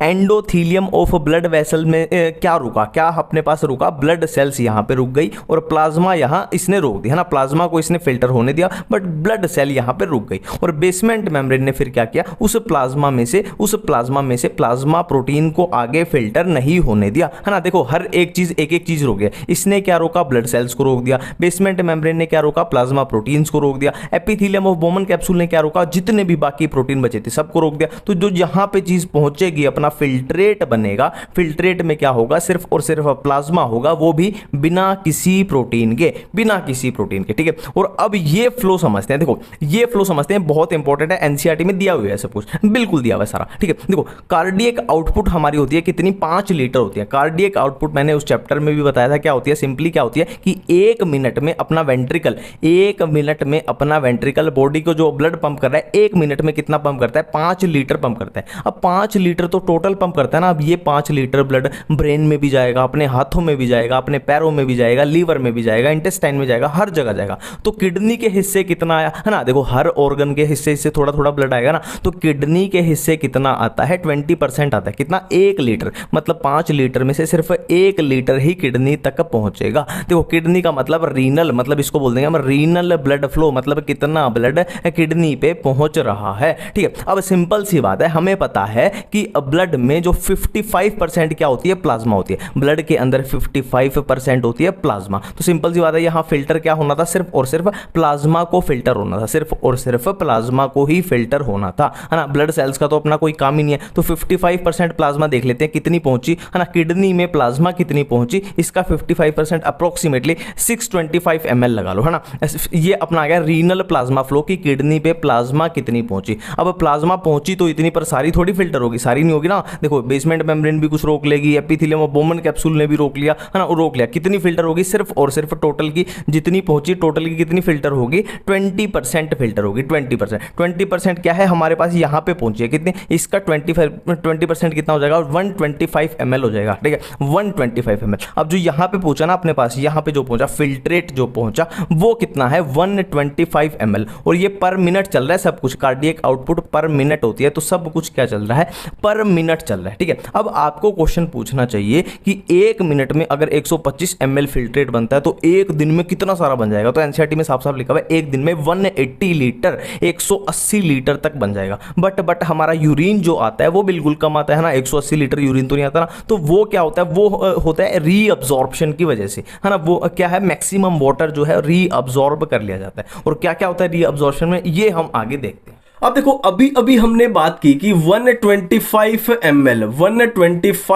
ml पर मिनट, ये अपना क्या हो रहा है, ये क्या अपना फिल्ट्रेट बन रहा है, ये अपना फिल्ट्रेट बन रहा है। ठीक है, और इसी को मैं एक दिन में कन्वर्ट कर दूं तो ये अप्रोक्सीमेटली कितना हो जाएगा, 180 लीटर पर डे। ये अपना क्या है, एक दिन का फिल्ट्रेट बना, है ना। अब देखो ये क्या है अपना, बेसिकली ये क्या है, फिल्टर हुआ है। कहां से फिल्टर हुआ है ये, बात याद करो मेरी बातें, कहां से फिल्टर हुआ है, ग्लोमेरुलस से ये फिल्टर हुआ है। तो इसको हम क्या बोल देंगे, ग्लोमेरुलस फिल्ट्रेशन रेट, GFR इसको हम बोल देंगे। बहुत इंपॉर्टेंट है कि ग्लोमेरुलस से कितना फिल्ट्रेट बन रहा है, उस रेट को, है ना, उस रेट को देख रहे हैं कि पर मिनट पर डे, इसी को हम बोल देते हैं क्या, GFR अपना बोल देते हैं। ठीक है, अब आगे बात करते हैं।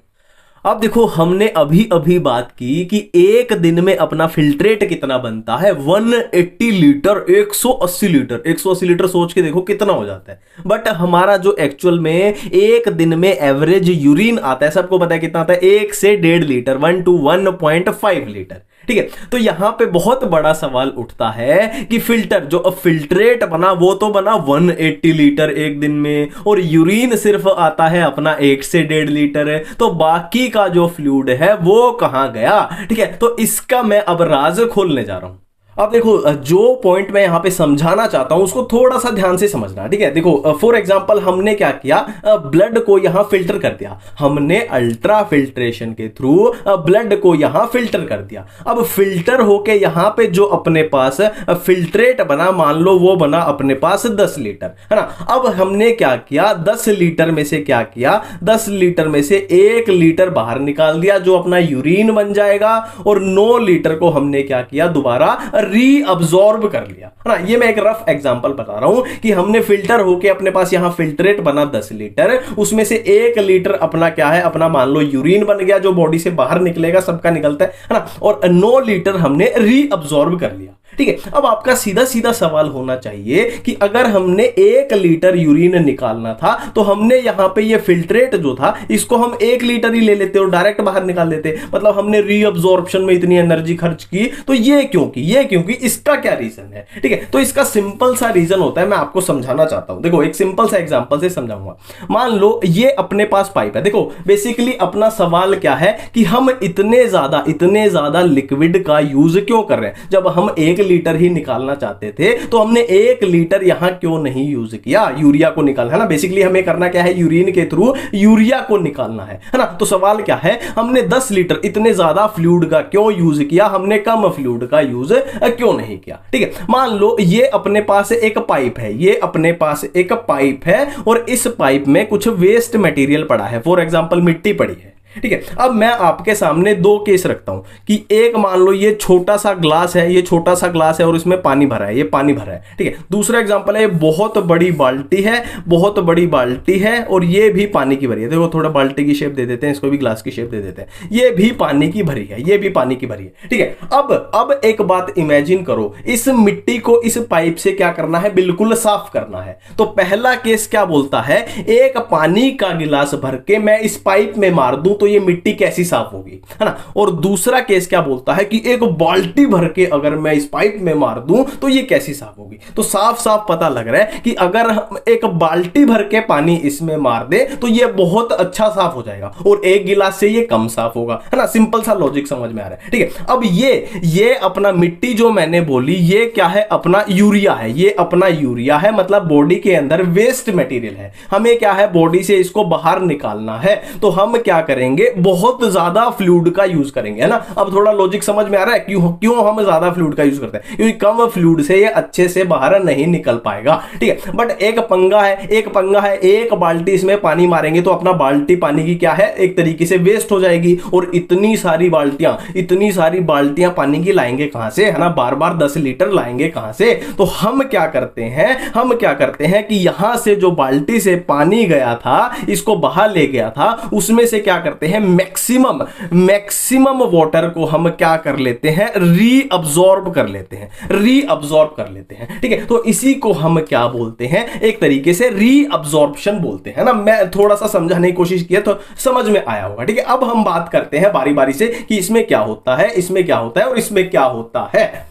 अब देखो, यूरिन फॉर्मेशन में हम अपना अल्ट्रा फिल्ट्रेशन कंप्लीट कर चुके हैं। अब हम बात करने वाले हैं किसके बारे में, रीअब्सॉर्प्शन के बारे में। देखो, रीअब्सॉर्प्शन का ये आपको याद रखना है, पूरा इसमें निचोड़ आ चुका है। ठीक है, कहां कहां पे होगी, अपनी पीसीटी यानी proximal convoluted tubule, loop of Henle, distal convoluted tubule यानी डीसीटी और सीडी यानी कलेक्टिंग डक्ट। ठीक है, अब यहां पे देखो क्वेश्चन क्या क्या बनेंगे, बढ़िया क्वेश्चन आपको बताऊंगा। देखो, अब पीसीटी के ऊपर क्या है, 70 to 80% इलेक्ट्रोलाइट्स एंड वाटर का रीअब्सॉर्प्शन हो जाता है। ठीक है, तो 70 to 80% यहीं पे हो गए तो साफ साफ पता लग रहा है कि मैक्सिमम रीअब्सॉर्प्शन कहां है, अपनी पीसीटी के ऊपर हो रही है। ठीक है, अब एक्टिव पैसिव की बात करें तो एक्टिवली क्या क्या रीअब्सॉर्ब होगा, सोडियम आयन हो गया, ग्लूकोज हो गया, अमीनो एसिड हो गया, और पैसिवली क्या है, अपना यूरिया।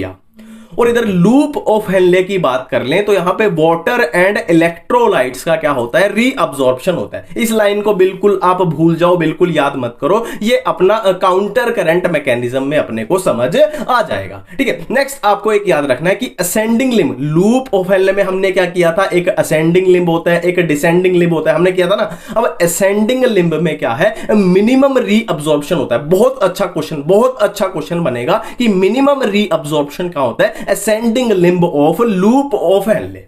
ठीक है, अब आगे बढ़ते हैं, डीसीटी की बात करते हैं। तो डीसीटी का सबसे बढ़िया क्वेश्चन ये बनता है, conditional reabsorption of salt and water. ठीक है, मैं एक बार फिर से रिपीट करता हूं, डीसीटी का एक बहुत अच्छा क्वेश्चन है, conditional reabsorption of salt and water. ठीक है, क्वेश्चन आ जाए कंडीशनल रीअब्सॉर्प्शन कहां होती है, तो डीसीटी पे होती है ना। अब यहां कंडीशनल का थोड़ा मतलब समझते हैं। ठीक है, देखो फॉर एग्जांपल हमारी बॉडी में कोई चीजें नॉर्मल से ज्यादा हो गई, या मैं दूसरी तरफ बोल दूं, हमारी बॉडी में कोई चीज नॉर्मल से कम हो गई, तो बॉडी क्या करती है, उनको मेंटेन करेगी, बैलेंस करेगी, है ना। इसमें भी मान लो हमें हार्मोन का एक्ट करा के चीजें नॉर्मल करनी है, तो हार्मोन कहां एक्ट करेंगे, डीसीटी पे करेंगे, है ना। मतलब एक कंडीशन आने पे वहां काम हो सकता है। ठीक, तो कंडीशनल रीअब्सॉर्प्शन डीसीटी पे, है ना, ये अपनी सॉल्ट एंड वाटर की। और कलेक्टिंग डक्ट की बात करें तो वाटर एंड सॉल्ट्स का रीअब्सॉर्प्शन होता है। ठीक है, अब अपना क्या है, रीअब्सॉर्प्शन वाला कंप्लीट हो चुका है। अब हम बात करेंगे किसकी, ट्यूबुलर सिक्रीशन की।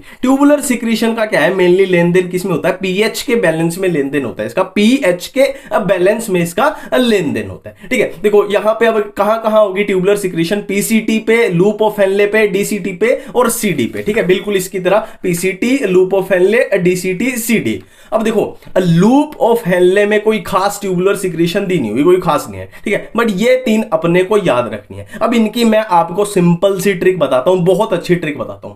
हरीश कुमार अमोनिया, मैं फिर से रिपीट करता हूं, हरीश कुमार अमोनिया पीसीटी पे, डीसीटी पे भी बिल्कुल सेम ट्रिक अप्लाई होगी, हरीश कुमार अमोनिया। और सीडी पे खाली, सीडी पे क्या कर देंगे, खाली हरीश कुमार। इसका भी एक लॉजिक है, देखो पीसीटी में 3 लेटर आ रहे हैं, डीसीटी में 3 लेटर आ रहे हैं, सीडी में खाली 2 लेटर है तो सिर्फ 2 आएंगे। मैं फिर से रिपीट करता हूं, पीसीटी पे ट्यूबुलर सिक्रीशन क्या है, हरीश कुमार अमोनिया यानी hydrogen ion, potassium ion and ammonia. और डीसीटी पे भी क्या है, Harish Kumar ammonia, hydrogen ion, potassium ion and ammonia. और इधर अपने सिर्फ 2 लेटर हैं, सीडी यहां पे 3 थे, यहां पे क्या है अपनी सिर्फ और सिर्फ हरीश कुमार हो जाएगी। ट्यूबुलर सिक्रेशन में एनसीईआरटी में चेक कर लो, इससे ज्यादा आपको कंफ्यूजन मिलेगी ही नहीं। वाले हैं काउंटर करंट मैकेनिज्म। देखो अगर आपको ये 2 ग्लास का सिस्टम समझ में आ गया तो समझ लो आपका काउंटर करंट खत्म। ठीक है, देखो ये 2 ग्लास हैं, बिल्कुल सेम है, ए एंड बी, और इनमें सेम अमाउंट में पानी भरा है, सेम अमाउंट में पानी भरा है, मतलब सॉल्वेंट दोनों में बिल्कुल सेम है। और रेड कलर का क्या है, नमक। मान लो इसमें इतना थोड़ा सा नमक डाला है और इसमें हमने बहुत ज्यादा नमक डाल दिया, तो इतनी बातें तो सबको क्लियर होनी चाहिए कि इसमें सोल्यूट जो है वो कम है, इसमें सोल्यूट ज्यादा है। तो जिसमें सोल्यूट ज्यादा है उसकी क्या है, कंसंट्रेशन भी ज्यादा है, मतलब यहां पे बी ग्लास की कंसंट्रेशन ज्यादा है। इतनी बातें क्लियर है। अब देखो अगर मैं एक काम करूं, दोनों ग्लास को सेमी परमिएबल मेम्ब्रेन से अगर जोड़ दूं तो पानी की मूवमेंट कैसे होगी, तो पानी की मूवमेंट सिंपल है कि लो कंसंट्रेशन से हाई कंसंट्रेशन की तरफ, लो कंसंट्रेशन से हाई कंसंट्रेशन की तरफ पानी की मूवमेंट होगी। और इसी को घुमा फिरा के क्या बोलते हैं, ओस्मोसिस बोलते हैं। ठीक है, बिल्कुल क्लियर है ना ये। अब चलते हैं अपने बायोलॉजी के डायग्राम की तरफ। अब देखो एनसीईआरटी में कुछ ऐसा डायग्राम दिया हुआ है, ये अपना क्या हो जाएगा, इधर पीसीटी हो जाएगा, ये अपना लूप ऑफ हेनले, ये डीसीटी और ये कलेक्टिंग डक्ट, और ये रेड कलर में क्या है, वसा रेक्टा। ठीक है, और जो ये 300, 400, 600, 800, 1000 इधर भी इसमें वसा रेक्टा में भी लिखे हुए, ये क्या है, तो हमने जो अभी ग्लास का एग्जांपल किया था, जो ग्लास में जो नमक था सिंपली ये वो नमक है। ठीक है, ये सिंपली सोल्यूट को शो कर रहा है कि जैसे मान लो यहां पे ये 300 है और यहां पे 800 है, तो इसका कहने का मतलब ये है कि 800 वाली जगह पे सोल्यूट की अमाउंट ज्यादा है ना। ठीक है, सेम इसमें भी ऐसे ही है कि यहां पे 600 है, यहां पे 1000 है, तो इसका कहने का मतलब यह है कि इस पोजीशन पे सोल्यूट की अमाउंट ज्यादा है, इस पे कम है। ठीक है, और फ्लूइड का फ्लो देख लेते हैं, ये फ्लूइड का फ्लो है, इसमें फ्लूइड ऐसे जा रहा है, ऐसे जा रहा है, ऐसे जा रहा है। ठीक है, और वासा रेक्टा में बिल्कुल इसके ऑपोजिट, ऐसे जा रहा है, ऐसे जा रहा है, ऐसे जा रहा है। ठीक है, अब एक वर्ड आता है काउंटर करंट। काउंटर करंट किस चीज के लिए यूज हो रहा है, देखो इसके 2 लिंब है, लूप ऑफ हेनले के 2 लिंब है, ये और ये, दोनों में आप अगर देखो तो फ्लूइड का फ्लो ऑपोजिट है, इसमें नीचे की तरफ जा रहा है और इसमें ऊपर की तरफ जा रहा है, दोनों में क्या है, ऑपोजिट। और इधर वासा रेक्टा में भी अगर आप देखो, ये इसका एक लिंब, ये दूसरा लिंब, इसमें फ्लूइड ऊपर की तरफ जा रहा है, इसमें नीचे की तरफ जा रहा है, मतलब इसके भी दोनों लिंब में क्या है, फ्लूइड का फ्लो ऑपोजिट है। तो 2 लिंब में फ्लूइड का फ्लो अगर ऑपोजिट हो, उसी के लिए हम वर्ड यूज कर रहे हैं काउंटर करंट। एनसीईआरटी में साफ साफ लिखा हुआ है। ठीक है, अब बात करते हैं कि ये जो पूरा ये इतना ये मैकेनिज्म है, इसका उद्देश्य क्या है, इसका टारगेट क्या है। देखो यूरिन हमें चाहिए कंसंट्रेटेड, यूरिन हमें चाहिए कंसंट्रेटेड, क्यों चाहिए, क्योंकि हमें पानी और सॉल्ट की वेस्टेज नहीं करनी। मतलब यूरिन वैसे तो देखो एनसीईआरटी में लिखा हुआ है ना 180 लीटर तक फॉर्मेशन होती है, पर उसमें से क्या होता है, पानी और सॉल्ट को अब्सॉर्ब कर लिया जाता है ना, ताकि पानी और सॉल्ट की वेस्टेज ना हो। हम ज्यादा से ज्यादा क्या करेंगे, जो यहां से ऐसे यूरिन जाएगा उसमें से ज्यादा पानी और सॉल्ट को अब्सॉर्ब कर लेंगे। तो ये है अपना टारगेट, पानी और सोल्ट निकालना है। अब एनसीईआरटी में एक लाइन लिखी हुई है, उसको याद रखना है सिर्फ, बाकी आपका पूरा काम हो जाएगा। एनसीईआरटी में क्या लिखा हुआ है कि मेनली ये काउंटर करंट मैकेनिज्म होता है। मेनली किसके थ्रू होता है? ये मेनली होता है यूरिया और NaCl के थ्रू। देखो कलेक्टिंग डक्ट से निकलेगा क्या? यूरिया, है ना। एक लाइन याद रखनी है कि ये मेनली यूरिया और NaCl के थ्रू कंडक्ट होता है, बस इतना सा आपको याद रखना है। कलेक्टिंग डक्ट से निकलेगा यूरिया और यहां से क्या निकलेगा? NaCl। यहां से निकलेगा NaCl, ये इधर भी ऐसे भी निकलेगा NaCl, NaCl। अब देखो क्या होगा, अब क्या होगा, देखो यहां NaCl निकल गया। अब क्या होगा? ये NaCl इस वासा रेक्टा में पहुंच जाएगा, इस वासा रेक्टा में पहुंच जाएगा। ये भी इधर से ऐसे आके इस वासा रेक्टा में पहुंच जाएगा। तो आप अब एक बात गौर करो, देखो यहां पे वासा रेक्टा देखो 300 इसकी कंसंट्रेशन, हम सिंपली सोल्यूट की कंसंट्रेशन देख रहे हैं। अब इसको सोल्यूट मिलता जा रहा है, मतलब NaCl इसको मिलता जा रहा है, तो इसकी 300, 400, 600, 800, 1000, 1200 इसकी कंसंट्रेशन बढ़ती जा रही है, क्योंकि ये NaCl इसमें घुसता जा रहा है, NaCl इसमें घुसता जा रहा है, मतलब सोल्यूट की कंसंट्रेशन इसमें बढ़ती जा रही है। ठीक है, देखो ये बढ़ रही है। अब क्या होगा? देखो इस कंडीशन पे यहां बढ़ रही थी, यहां मैक्सिमम थी, फिर इसकी घटनी स्टार्ट हो गई। घटनी कैसे स्टार्ट हुई? देखो अब इसमें सोल्यूट ज्यादा है, इसमें सोल्यूट ज्यादा है, तो क्या होगा? उसको बैलेंस करना है ना। वो बैलेंस हमने ग्लास को जोड़ा था ना, तो क्या होगा? उस सोल्यूट की वजह से यहां से पानी निकलेगा, यहां से पानी निकलेगा उस सोल्यूट की वजह से, है ना। हमने किया था ना, लो कंसंट्रेशन से हाई कंसंट्रेशन की तरफ पानी की मूवमेंट होगी, और ये पानी इसमें घुसेगा, पानी इसमें घुसेगा, यहां से पानी निकलेगा, पानी इसमें घुसेगा। अब देखो यहां पे 1200 सोल्यूट था, अब इसको पानी मिलता जा रहा है, मतलब कंसंट्रेशन फिर से कम होती जा रही है, 1000, 800, 600, 400, 300। तो इसका समझ में आ गया। और अब इसका देखते हैं, देखो यहां पे थी क्या थी? 300 थी कंसंट्रेशन, ठीक है, 300 थी कंसंट्रेशन, और इसका क्या निकल गया? पानी निकल गया, पानी निकल गया, पानी निकल गया, मतलब सोल्यूट की कंसंट्रेशन ज्यादा होती जा रही है, सोल्यूट की कंसंट्रेशन ज्यादा होती जा रही है। यहां पे मैक्सिमम होगी 1200, है ना। पानी निकलेगा, सोलवेंट निकलेगा, तो कंसंट्रेशन बढ़ेगी, सिंपल सी बात है। ठीक है, और अब इधर क्या हुआ? देखो इधर ये मैक्सिमम कंसंट्रेशन थी इसकी, अब इससे क्या निकल रहा है? ये NaCl निकल रहा है, NaCl निकल रहा है। अब इसका सोल्यूट निकलेगा तो इसकी कंसंट्रेशन फिर से घटेगी, सिंपल सी बात है ना। सोल्यूट निकलेगा मतलब NaCl निकलेगा, तो इसकी कंसंट्रेशन फिर से कम हो रही है ना, 900, 600, 400, 300, है ना। तो अब देखो इसका रिजल्ट क्या हुआ? हमने NaCl को भी यहां अपनी ब्लड में ले लिया और पानी को भी ब्लड में ले लिया, मतलब हमने रीअब्सॉर्ब कर लिया, हमने वेस्ट होने से बचा लिया। तो ये पूरा मैकेनिज्म कुछ ऐसे है। आई होप आपको समझ में आ गया होगा। ठीक है, अब हम बात कर रहे हैं मिक्सचुरेशन के बारे में। ठीक है, मिक्सचुरेशन क्या होती है? देखो हमने बात की थी, देखो यहां पे मैं क्या करता हूं, अपना यूरिनरी ब्लैडर बना लेता हूं। ये अपना क्या है, एक तरीके से यूरिनरी ब्लैडर मैंने बना लिया, और ये यूरिनरी ब्लैडर की नीचे ओपनिंग थी, क्या थी? यूरेथ्रा। ठीक है, और हमने बात की थी कि यूरिनरी ब्लैडर में क्या ओपन होगी? अपनी यूरिटर ओपन होती है, ये अपनी यूरिटर ओपन होती है। मैं लेबलिंग कर देता हूं प्रॉपर, ये अपनी यूरिटर है ना, ये भी क्या है? अपनी यूरिटर है। तो ये किस में ओपन होती है? अपनी यूरिनरी ब्लैडर में ओपन होती है, और यूरिनरी ब्लैडर की नीचे ओपनिंग है अपनी क्या? यूरिथ्रा ओपनिंग है। ये बातें हम पहले भी कर चुके हैं। ठीक है, अब क्या होता है? फॉर एग्जांपल यहां से यूरिन आया और ये टैंक अपना क्या हो गया? यूरिन से क्या हो गया? फिल हो गया, पूरा भर गया। ठीक है, अब यूरिनरी ब्लैडर में क्या होती है? यूरिनरी ब्लैडर में स्ट्रेच रिसेप्टर होते हैं। देखो सिंपल सी बात है, इसमें जब कोई फ्लूइड भरेगा तो ये क्या होगी? एक तरीके से जो दीवारें हैं यूरिनरी ब्लैडर की वो स्ट्रेच होंगे ना, इन पे क्या पड़ेगा? ऐसे प्रेशर पड़ेगा, तो ये स्ट्रेच रिसेप्टर पे असर पड़ेगा, स्ट्रेच रिसेप्टर। ठीक है, अब स्ट्रेच रिसेप्टर पे जब असर पड़ेगा, देखो रिसेप्टर है तो क्या भेजेगा? ये यहां सिग्नल भेजेगा, किसको? सेंट्रल नर्वस सिस्टम को। ये किसको सिग्नल भेजेगा? अपना सेंट्रल नर्वस नर्वस सिस्टम को स्ट्रेच रिसेप्टर अपने सिग्नल भेजेंगे।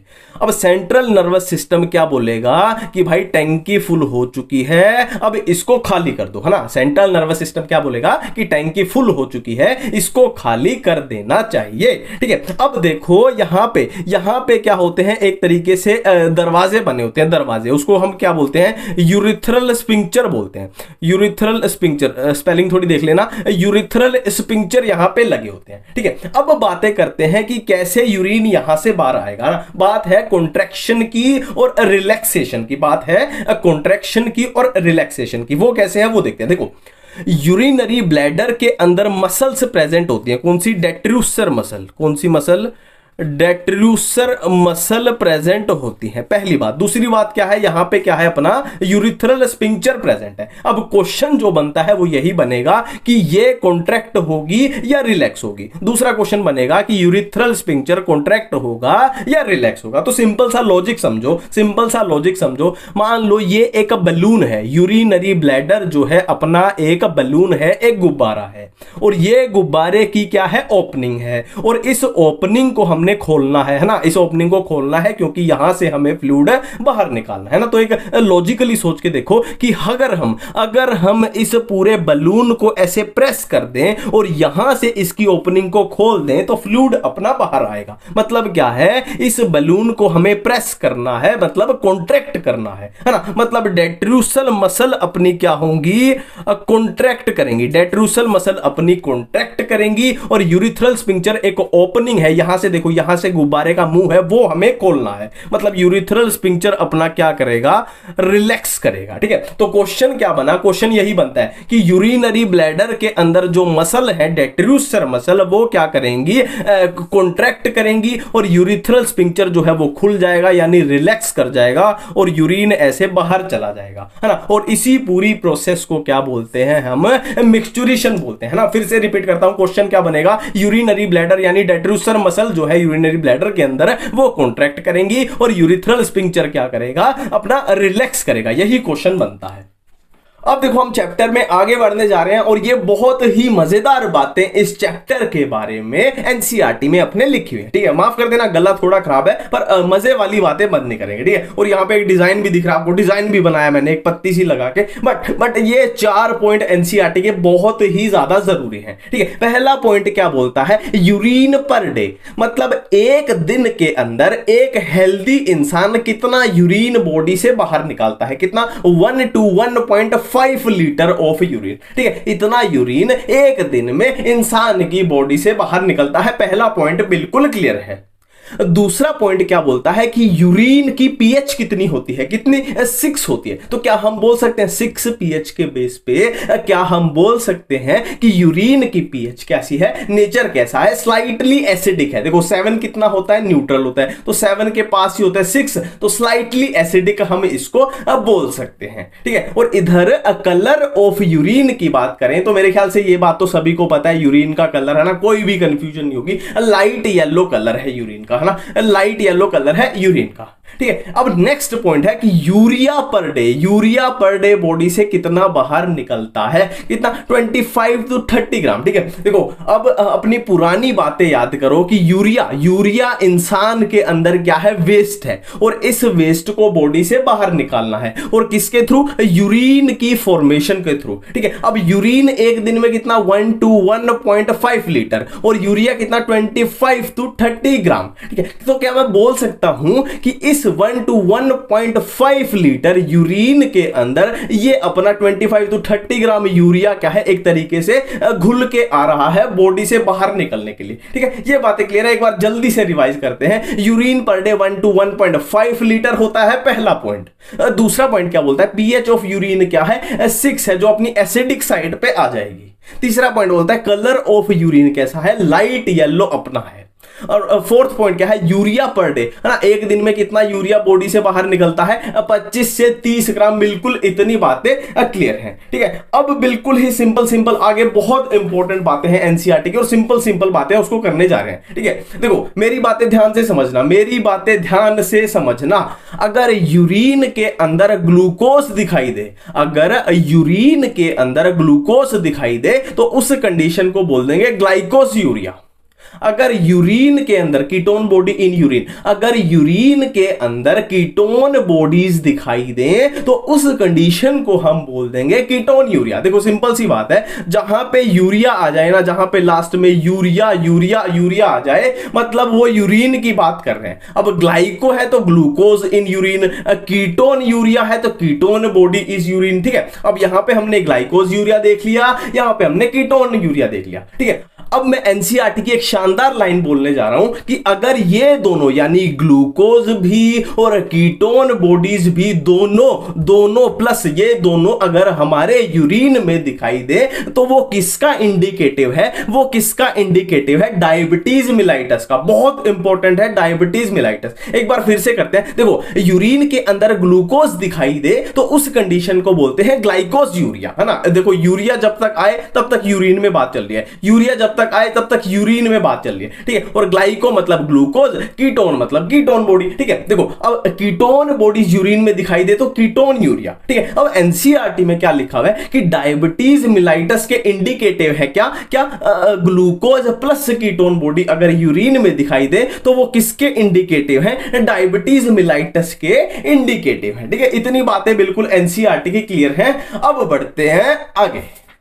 अब नेक्स्ट हम बात करने वाले हैं रेगुलेशन ऑफ किडनी फंक्शन की। ठीक है, देखो इसके बारे में जब हम एनसीईआरटी में देखते हैं तो साफ साफ लिखा हुआ है कि किडनी फंक्शन का रेगुलेशन 3 जगह से होता है। 3 जगह से एनसीईआरटी में आप चेक कर लो, बिल्कुल ऐसे ही लिखा हुआ है। ठीक है, कहां कहां से? एक होगा अपना हाइपोथैलेमस से, एक अपना होगा जेजीए यानी जक्स्टा ग्लोमेरुलर अपरेटस से, एक अपना हार्ट से। ठीक है, 3 जगह से हाइपोथैलेमस, जेजीए एंड हार्ट 3 जगह से होता है। ठीक है, अब हाइपोथैलेमस की बात जब वो कर रहा है तो वो किसकी बात करना चाहता है? एडीएच या वेसोप्रेसिन की बात करना चाहता है। एडीएच यानी एंटी डाययूरेटिक हार्मोन। जेजीए की जब वो बात कर रहे हैं तो वो किसकी बात करना चाहते हैं? वो रास की बात करना चाहते हैं, यानी रेनिन एंजियोटेंसिनोजन एल्डोस्टेरोन सिस्टम की वो बात करना चाहते हैं। और जब वो हार्ट की बात कर रहे हैं तो वो एएनएफ यानी एट्रियल नेट्रियूरेटिक फैक्टर की वो बात करना चाहते हैं। ठीक है, अब हाइपोथैलेमस और हार्ट वाले को हम हार्मोन, जो अपना हार्मोन वाला चैप्टर है आगे, उसके लिए छोड़ देते हैं। यहां पे इनका ना फ्लो बनेगा ना मजा आएगा, वहीं पे ये अच्छे से कवर होंगे। तो यहां पे कवर कौन सा करेंगे हम इस चैप्टर में? ये रास हम कवर करने वाले हैं। बहुत बहुत ही ज्यादा इंपॉर्टेंट टॉपिक मानना चाहता है। ठीक है, देखो बेसिकली रास की फुल फॉर्म, सबसे पहले रास की फुल फॉर्म क्या होती है? Renin angiotensinogen aldosterone system. ठीक है, अब इसका रीजन क्या है ना, इस सिस्टम के काम करने का रीजन क्या होता है ना, मतलब कोई तो इसका वजह होगी, है ना। तो सिंपल सी बात है, जब बॉडी में, जब किडनी में क्या है, अपना जीएफआर लो हो जाता है, व्हेन जीएफआर इज लो तब क्या एक्टिवेट होता है? अपना रास सिस्टम एक्टिवेट होता है। ठीक है, देखो यहां पे कुछ चीजें आप थोड़ा रिलेट करना। जब अपनी बॉडी में जीएफआर लो है ना तो समझ के चलो अपना ब्लड प्रेशर यानी बीपी भी अपना लो है। तो अब हमें करना क्या है? रास की हेल्प से हमें क्या करना है? इस जीएफआर को हाई करना है, अब बढ़ाना है ना। तो क्या मैं बोल सकता हूं कि हमें जीएफआर बढ़ाना है तो मतलब हमें ब्लड प्रेशर भी बढ़ाना पड़ेगा ना, हमें ब्लड प्रेशर बॉडी में बढ़ाना पड़ेगा तो जीएफआर अपना ऑटोमेटिकली बढ़ जाएगा। तो ब्लड प्रेशर बढ़ाने के लिए देखो, ब्लड प्रेशर बढ़ाने से हम क्या करेंगे? हम सोल्यूट्स की मात्रा बढ़ा देंगे और वाटर की मात्रा बढ़ा देंगे। देखो सिंपल सा लॉजिक लगाओ, अब ब्लड के अंदर अगर सोल्यूट बढ़ेंगे तो सोल्यूट के पीछे पीछे क्या आएगा? अपना पानी आएगा, है ना। सोल्यूट के पीछे पीछे पानी आएगा तो सोल्यूट भी बढ़ेंगे और फिर पानी भी बढ़ता जाएगा तो अपना ब्लड प्रेशर क्या है? इंक्रीज हो जाएगा। और ब्लड प्रेशर के इंक्रीज यानी बढ़ने से अपना जीएफआर भी बढ़ जाएगा, है ना। तो बेसिकली अपना अपने रास का टारगेट क्या है कि क्या है? सोल्यूट को बढ़ाना है, सोल्यूट को बढ़ाना है और पानी को बढ़ाना है, ये रास का टारगेट है। ठीक है, अब इसको समझते हैं कि बेसिक अपना क्वेश्चन कहां से बनेंगे। देखो बेसिकली होता क्या है, ये अपना रास है। देखो अब समझना इसमें पूरा। देखो होगा क्या, जो जक्स्टा ग्लोमेरुलर सेल हैं, जो जक्स्टा ग्लोमेरुलर सेल हैं वो क्या रिलीज करेंगी, वो रेनिन रिलीज करेंगी, वो रेनिन रिलीज करेंगे। ठीक है, पहली बात। अब देखो रेनिन क्या करेगा, रेनिन देखो ये वाला रेनिन क्या करेगा, ये एंजियोटेंसिनोजन को एंजियोटेंसिनोजन 1 में कन्वर्ट कर देगा। देखो फिर से करते हैं, जक्स्टा ग्लोमेरुलर सेल क्या है, रेनिन रिलीज करेंगी। अब ये रेनिन आगे क्या करेगा, एंजियोटेंसिनोजन को एंजियोटेंसिनोजन 1 में कन्वर्ट कर देगा। ठीक है, अब देखो यहां पे और भी क्वेश्चन बन सकते हैं। रेनिन किसने रिलीज किया, जक्स्टा ग्लोमेरुलर सेल ने, पहला क्वेश्चन। दूसरा क्वेश्चन आपसे पूछ लिया जाए कि ये एंजियोटेंसिनोजन कहां से आया, इसको कौन बनाता है, तो इसका आंसर है लीवर।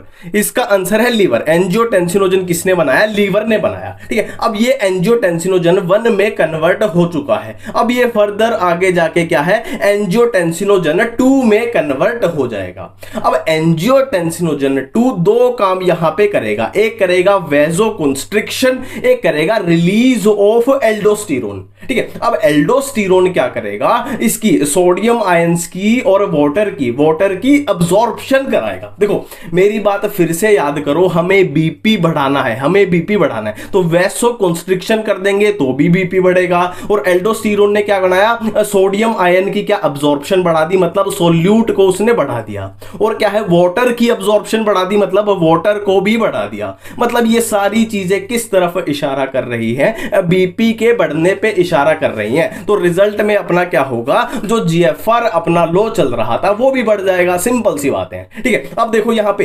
रेनिन, ये अपना रेनिन, एंजियोटेंसिनोजन तो ये तीनों अपने एंजियोटेंसिनोजन, एल्डोस्टेरोन ये अपना एल्डोस्टेरोन और सिस्टम। पूरा समझ में आ गया, एक बार फिर से करते हैं। जक्स्टा ग्लोमेरुलर सेल क्या करेंगी, रेनिन रिलीज करेंगी। अब रेनिन क्या करेगा, एंजियोटेंसिनोजन को एंजियोटेंसिनोजन 1 में कन्वर्ट कर देगा। अब एंजियोटेंसिनोजन 1 किस में कन्वर्ट हो जाएगा, एंजियोटेंसिनोजन 2 में कन्वर्ट हो जाएगा। अब ये दो काम करेगा, एक वेजोकंस्ट्रिक्शन करेगा और एक एल्डोस्टेरोन को रिलीज करेगा।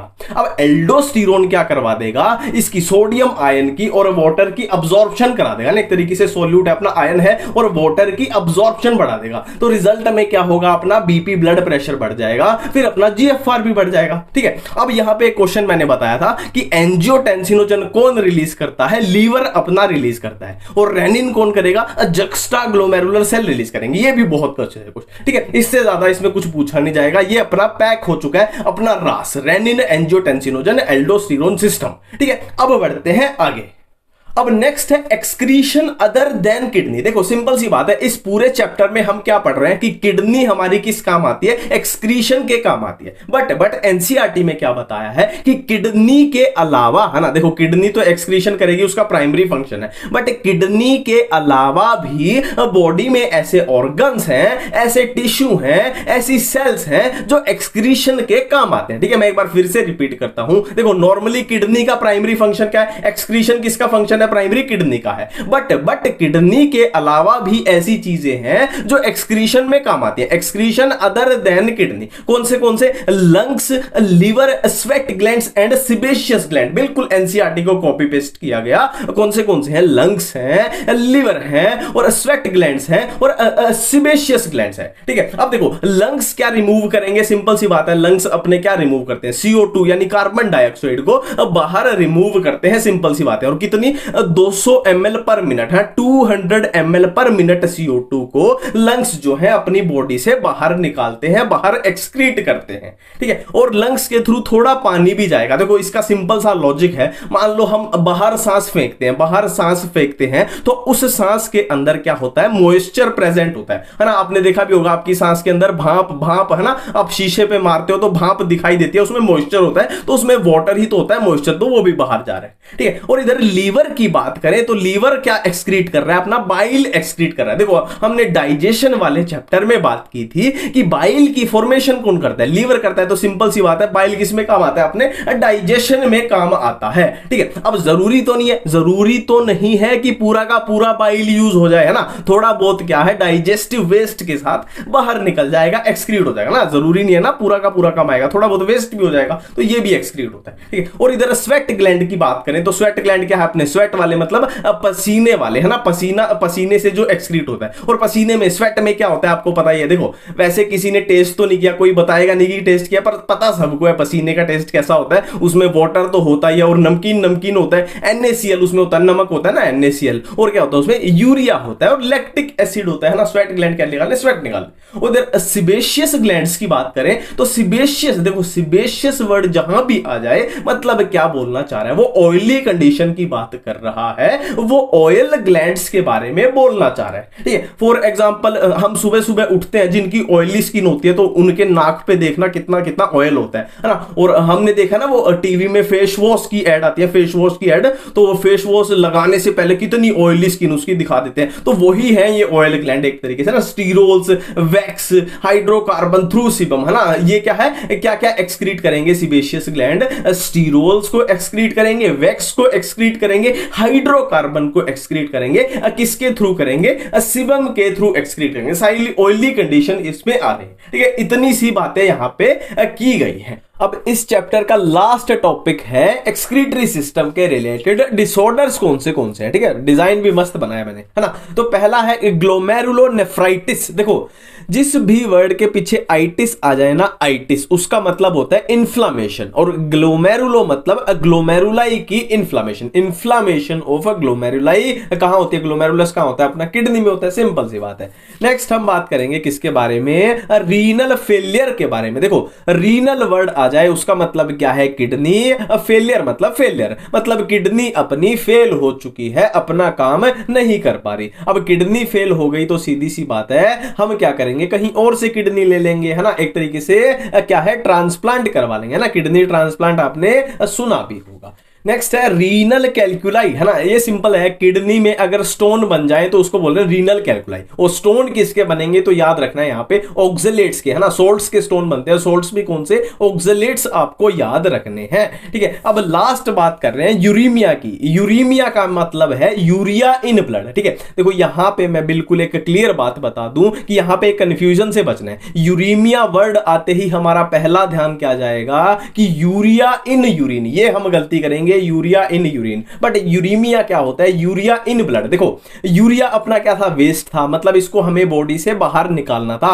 बट ये यूरिया इन ब्लड मतलब यूरिया जो वेस्ट है अपना वो बॉडी से बाहर नहीं जा रहा, वो ब्लड के अंदर इकट्ठा हो रहा है। मतलब किडनी में अपनी गड़बड़ी है, किडनी में गड़बड़ी है। तो इस गड़बड़ी को ठीक करने के लिए हम क्या करते हैं, हॉस्पिटल में आपने देखा होगा डायलिसिस, सुना होगा, डायलिसिस करते हैं। मतलब क्या करेंगे, हम उस पेशेंट को एक तरीके से एक मशीन प्रोवाइड कराएंगे, मशीन के थ्रू उसको आर्टिफिशियल किडनी प्रोवाइड कराएंगे, है ना। उसकी नेचुरली जो किडनी काम नहीं कर पा रही वो उसको आर्टिफिशियल किडनी करके देगी, है ना। उसका यूरिया उसका बाहर निकाल के देगी। तो ये बातें थी।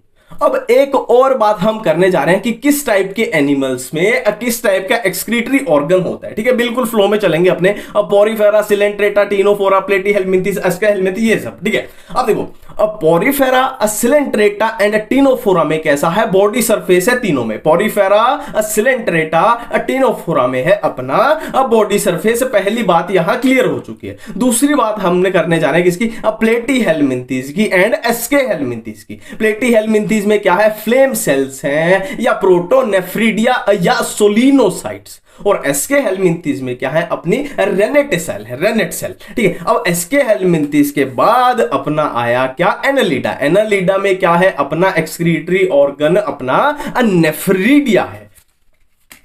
अब एनालिडा के बाद अपना आया अर्थ्रोपोडा। अब अर्थ्रोपोडा को क्या करो, यहां पे तीन पार्ट में डिवाइड कर दो, एक क्रस्टेशियंस, एक इंसेक्ट्स, एक एरेक्निडा। क्रस्टेशियंस के अंदर क्या होगा, एंटीनरी या ग्रीन ग्लैंड्स। इंसेक्ट्स के अंदर होंगे माल्फीजियन टिब्यूल्स और एरेक्निडा में होंगे कोक्सल ग्लैंड्स, ठीक है। अब अर्थ्रोपोडा के बाद हम बात करते हैं मोलस्का की। मोलस्का में एक्सक्रीटरी ऑर्गन कौन से, ऑर्गन ऑफ बुजेनस या कीबर्स ऑर्गन। एकाइनोडर्मेटा में क्या है, एक्सक्रीटरी ऑर्गन्स अपने अब्सेंट होते हैं। हेमिकोर्डेटा में क्या है, एक्सक्रीटरी ऑर्गन प्रोबोसिस ग्लैंड होते हैं, ठीक है। अब अपने कौन से बच गए, फाइलम अपना कौन सा बच गया, कोर्डेटा बच गया। अब कोर्डेटा को तीन में डिवाइड कर दो, यूरोकोर्डेटा, सिफेलोकोर्डेटा एंड वर्टिब्रेटा। यूरोकोर्डेटा में क्या है, न्यूरल ग्लैंड्स, और सेफेलोकोर्डेटा में क्या है, सोलिनोसाइट्स या प्रोटोनेफ्रिडिया, और वर्टिब्रेटा में फिर अपने क्या आ जाएंगे, सारे में किडनी आ जाएगी ना, जो भी अपने fishes, amphibians, reptile, birds, mammals है ना, मैमल्स के अंदर भी ह्यूमन आ जाएंगे, इंसान आ जाएंगे, तो इन सब में क्या आ जाएगी, अपनी किडनी आ जाएगी। ठीक है, तो इस तरीके से हमने ये चैप्टर अपना आसानी से खत्म कर लिया। मिलते हैं अब नई वीडियो में नए चैप्टर के साथ। थैंक यू, धन्यवाद।